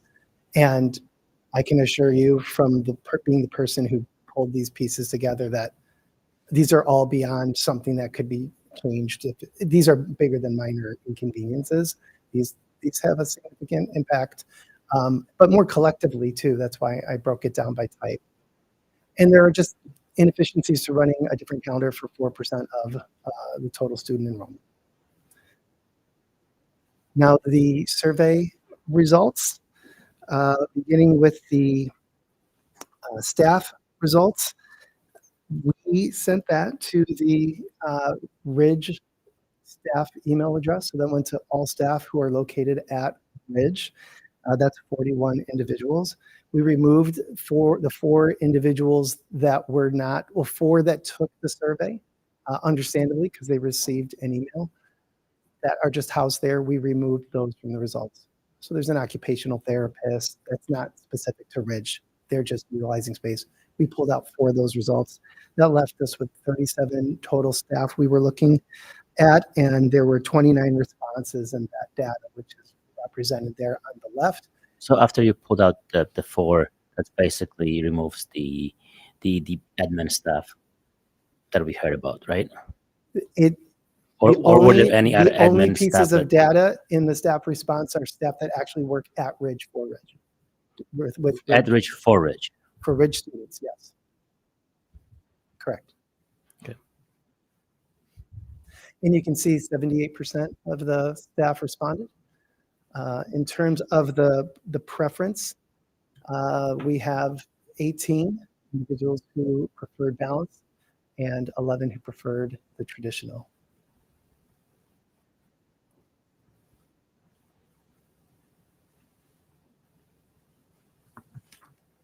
In terms of the family response data, there are 156 approximate family emails, primary family emails in our system for grades K through 4. There were 173 initial responses. So we pulled that survey data and just under 50 responses that were duplicates of the same exact email and also secondary emails. If it was 2 emails from the same family, again, understandably, an email goes out and people take the survey. There is, of course, there are other emails that are not in our system, and we kept those in there. That left us with a total of 125 responses represented in the data. So we feel that the data was absolutely received by the community. You can see 80% responded, 125 to 31 of those numbers. And in terms of the preference data, 72% preferred balanced and 27% preferred traditional.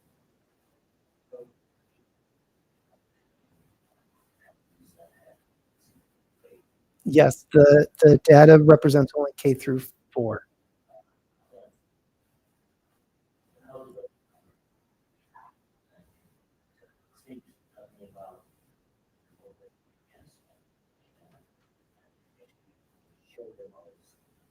I'm curious about what is their response.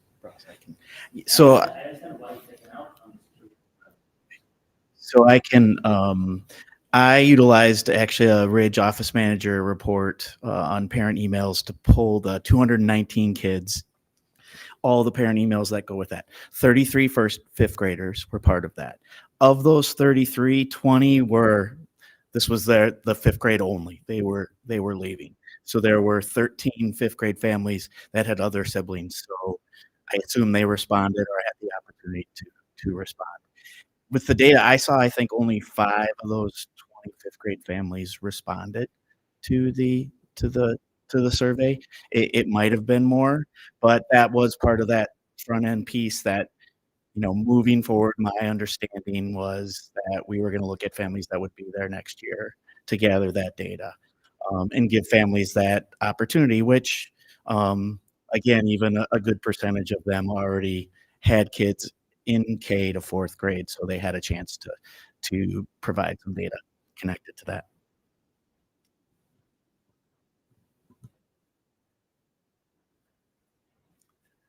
So in terms of next steps, discussions, I shared this was similar to last year's, many of the data points that I showed you, and leadership's recommendation is still to have a unified calendar.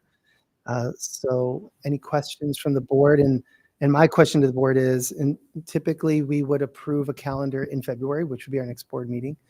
I'm looking for feedback in terms of what type of resolution you would like brought to the board. A resolution for all of the schools to be on a traditional calendar, or a resolution that reflects something different.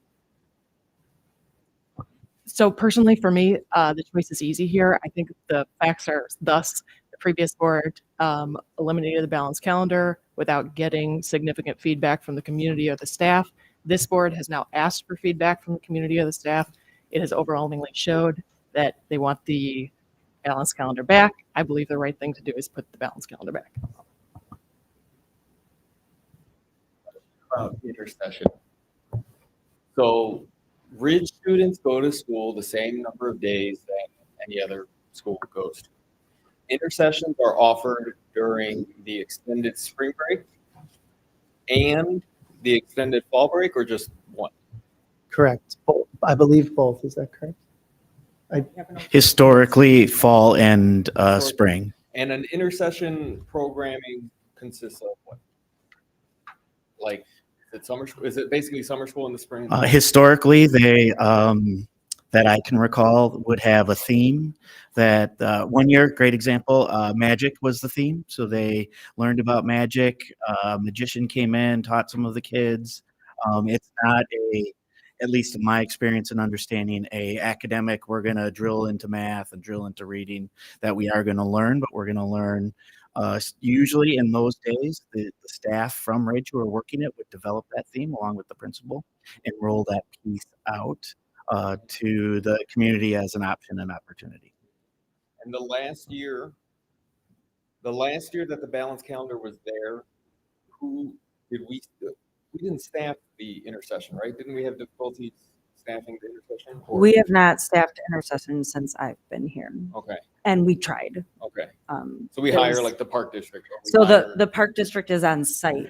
The last year that I think we ran a true intercession, we partnered with Kenneth Young Center, and they ran the intercession and provided the instruction and opportunity to kids. Based on the structure at that time, then the district, we had to provide the supervision support for that time, because the principals also have, and administrators work a balanced calendar. So there isn't automatically a nurse there, a secretary there, an administrator there. So that was that final year. That was probably 3 or 4 years pre-COVID. And intercession sessions are full days or half days, or? I believe they run the standard school day about. Mhm. And then Park District still provides that before and after school care if that's needed or necessary. And kids in the other elementary schools during spring break do not get an intercession option. Correct. And that example, so when the district's closed for spring break, Ridge would also be closed for spring break. It would be the extended time that they would have the intercession, not the full 2 weeks, about a week. And when newcomers come to the district, right now going on what Sarah's question was earlier, is Ridge an option for newcomers? So this year you could see it in the parent handbook because we're on the same time frames. Any new families can register at Ridge at any time during the course of the year. I mean, I honestly fail to see why parents can't register to Ridge at any time of the course of the year as well.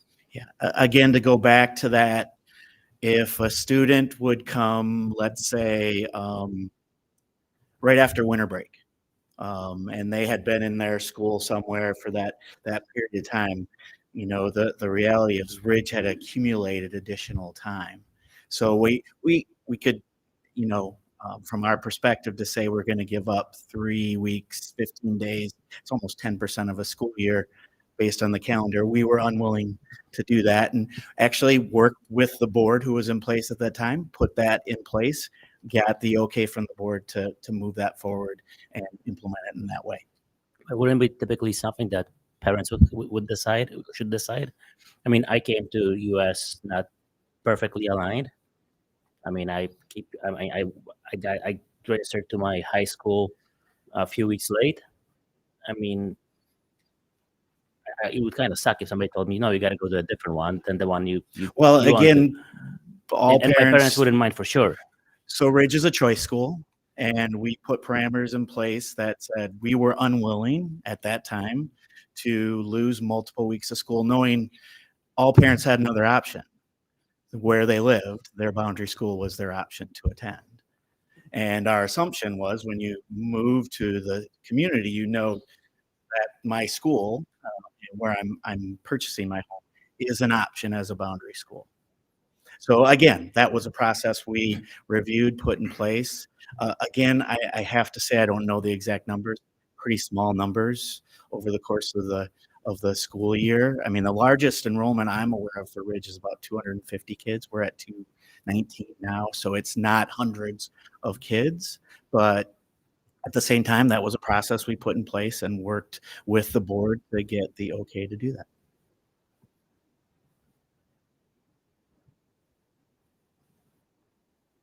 I agree with Sarah. I'd like to see the balanced option back on there.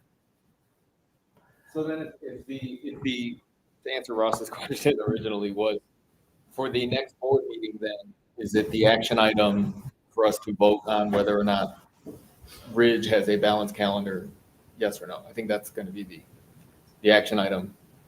Because the discussion isn't whether or not to implement the balanced calendar at all schools, it's at Ridge. Yes, the resolution, we would prepare a resolution for the other schools to be on the traditional and for Ridge to be on a balanced calendar. My next question then is it a balanced calendar like we have had in the past where it starts 3 weeks early?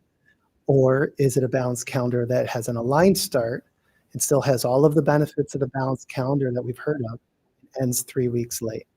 I think that the shortened summer is the big part for me that makes the balanced calendar very attractive.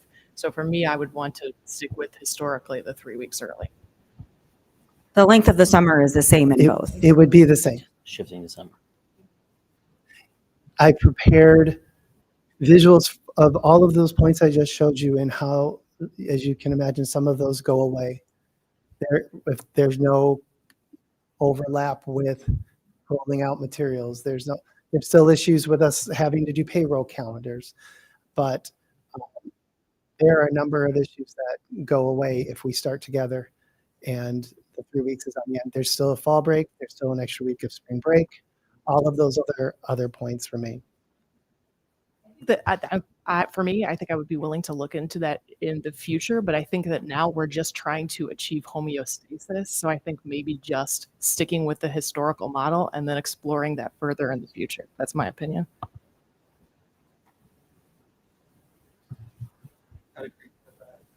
Because I mean, in the context of like the feedback that we got, it was in the context of the feedback that we asked for and got, it was almost certainly thinking back to how it had been, not what it could be.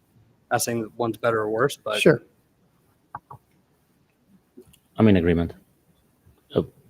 Definitely, we should be looking at going back. I mean, if it makes sense to align in the future, I mean, let's not cause a shock. Then we can prepare for it early and see what makes sense. But let's minimize the changes, because it's just disruption after disruption that we're causing. I want to go back to norm, to what parents expect and what they asked about. So knowing that our next board meeting is February and people are anxiously awaiting a calendar, I did want to just proactively be ready so the board could have something to look at for these options. This is, I almost called it the traditional balanced calendar. This is the balanced calendar that had been in place before the earlier start, because there are, of course, every year there's just some interesting things that happen with the calendar. So still 176 begins 3 weeks before those other pieces I mentioned. Grades 1 through 8 would start on July 25th. Kindergarten would start on July 26th. The last day is actually 2 days after the K-8 calendar. I mentioned the intersession piece. I don't know if I put it district preparation time. That's the same. The second district institute day of the year would fall during fall intersession, if it's where it has been in the past. But that 2 days after, I do not recall seeing that in the past, and I just wanted to transparently show that up front so that people don't get confused in terms of it not looking like the last balanced calendar we had.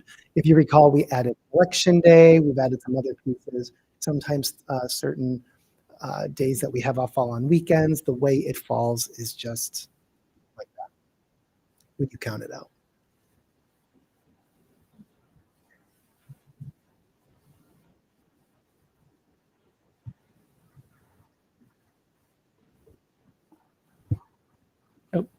I'm good. Quick So, question. Sorry, I'm looking at you. Oh, I look take at me. direction from the board. I don't know. Bring all three. We'll see what goes through. Bring all. Okay, I can absolutely. But they need guidance, right, on what calendar to prepare, right? You need to know if you're coming with 1 or 2 next Looks time, like they right? have them, So you're looking for guidance, yes? Yes. Okay. I can absolutely bring a resolution. Yeah, it's not a big deal to change a resolution. I can change multiple resolutions, and I can provide this. And here's the align start too. I can put these in the board weekly for you as well. I mean, we're not acting tonight. I know this is new information. But you can see in these pieces, very similar pros and cons. The piece that I want to highlight are just those other pieces that fall away. The assessment calendar would be aligned. We would have staff here at the start of the year. Kindergarten registration. Some of those pieces they're just different. So I will prepare, if I'm hearing the board correctly, I will prepare 3 different resolutions, and I will provide this information in the.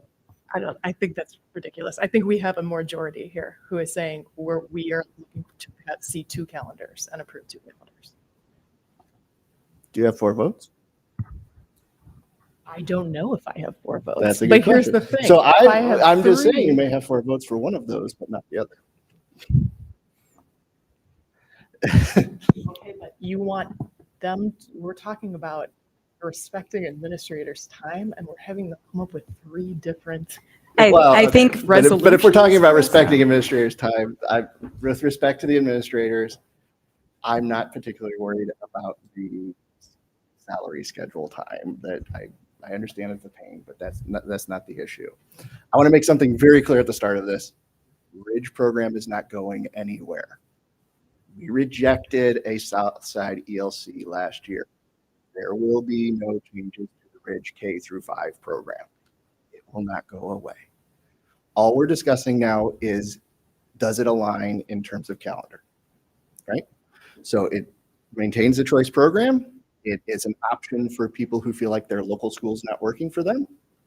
That's perfect. That's great. That's an excellent resource for the district.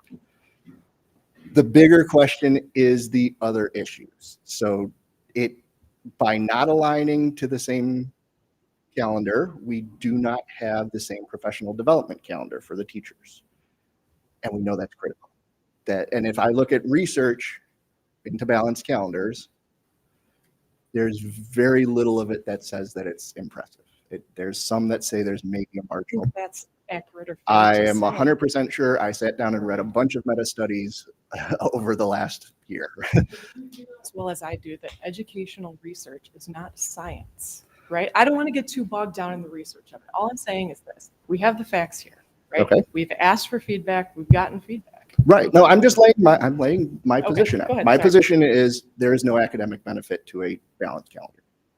Absent, I am 100%. I will follow that up with research discussions if you want. We can sit down and talk about the meta-analysis and all the studies I've read.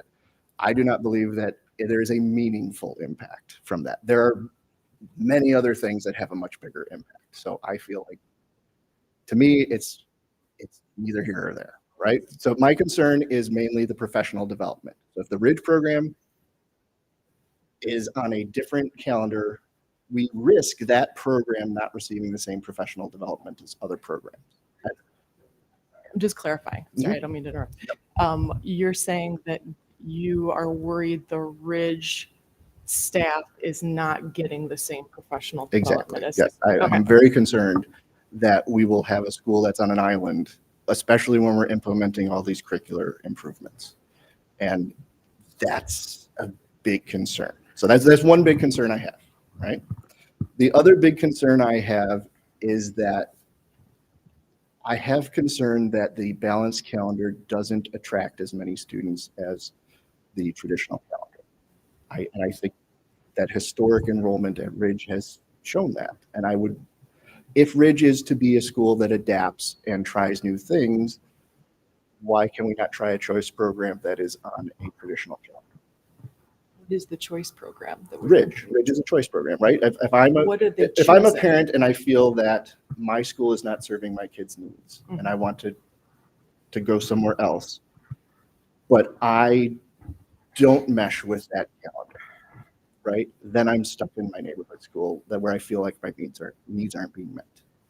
And I think that's a legitimate concern. I understand. And I think that what we're ignoring here, that because I've been told it's a separate discussion, is the ability of intercession to do that and to provide care for people who cannot afford it is essential to making this a school that is diverse and equitable.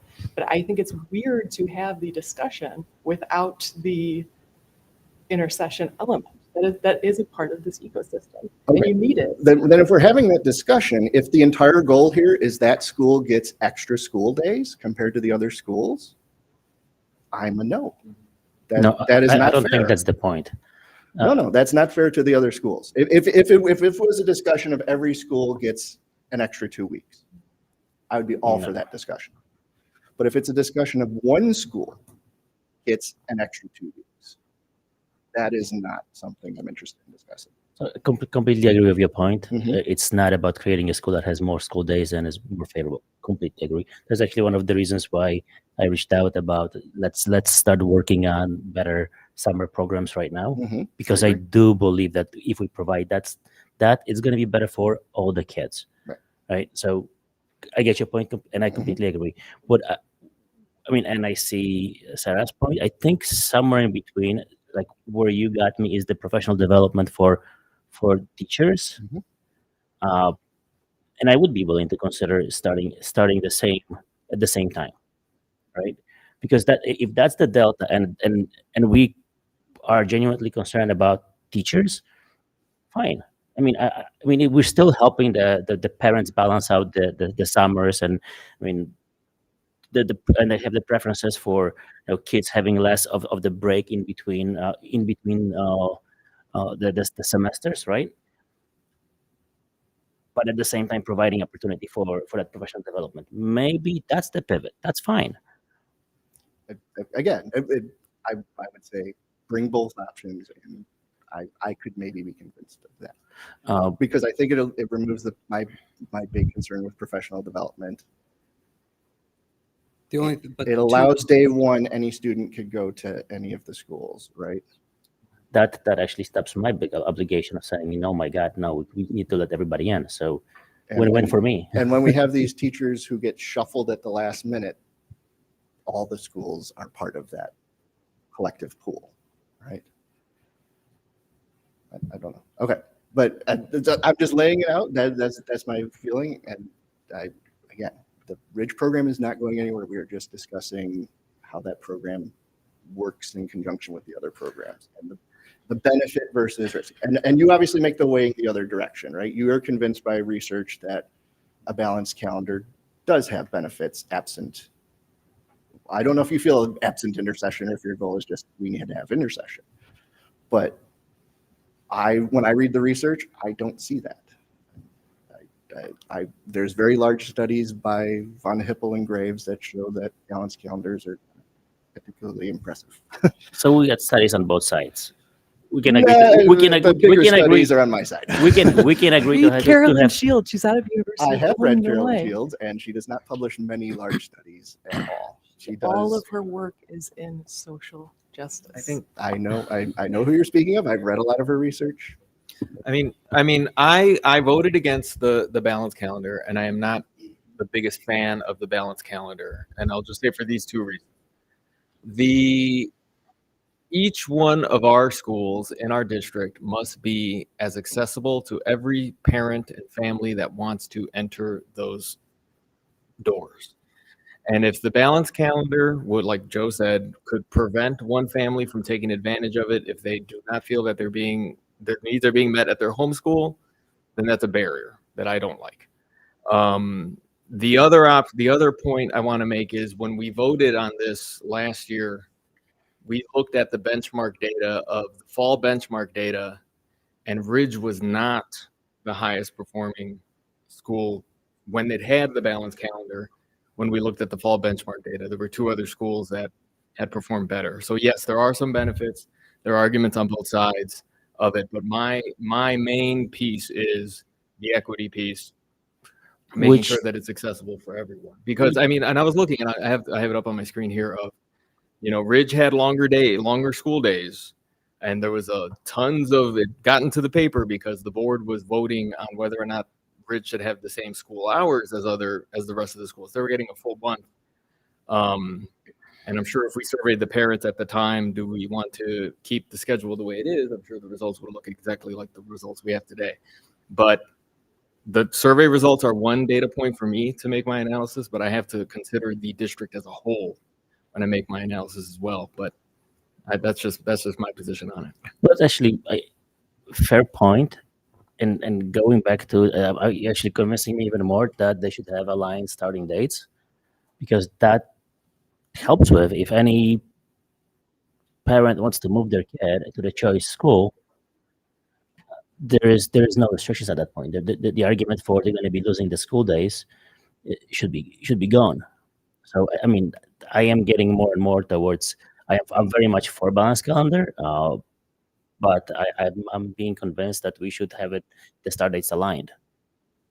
And this way, we actually creating advantage for those parents that are concerned with, their schools and want to move to a choice school. But if we do that fundamentally, that just throws out the survey. Because there's probably a lot of parents and maybe even the administrators who would say, if I'm ending later and starting at the same time, I don't necessarily want it. It may not be the breaks. It may be the start and end time. End of summer, kids are like, I want to get in school. but I don't want to keep them in school while all their friends are out here. You're not changing this summer, no matter what, right? Well, that's what they want to have three options. One would be What I'm this. saying is if you change this summer, you actually have the start later anyway, so you're not destroying anybody's summer break. Right. It's the following summer that's going to be affected. So I mean, that's plenty of time for if you have vacation.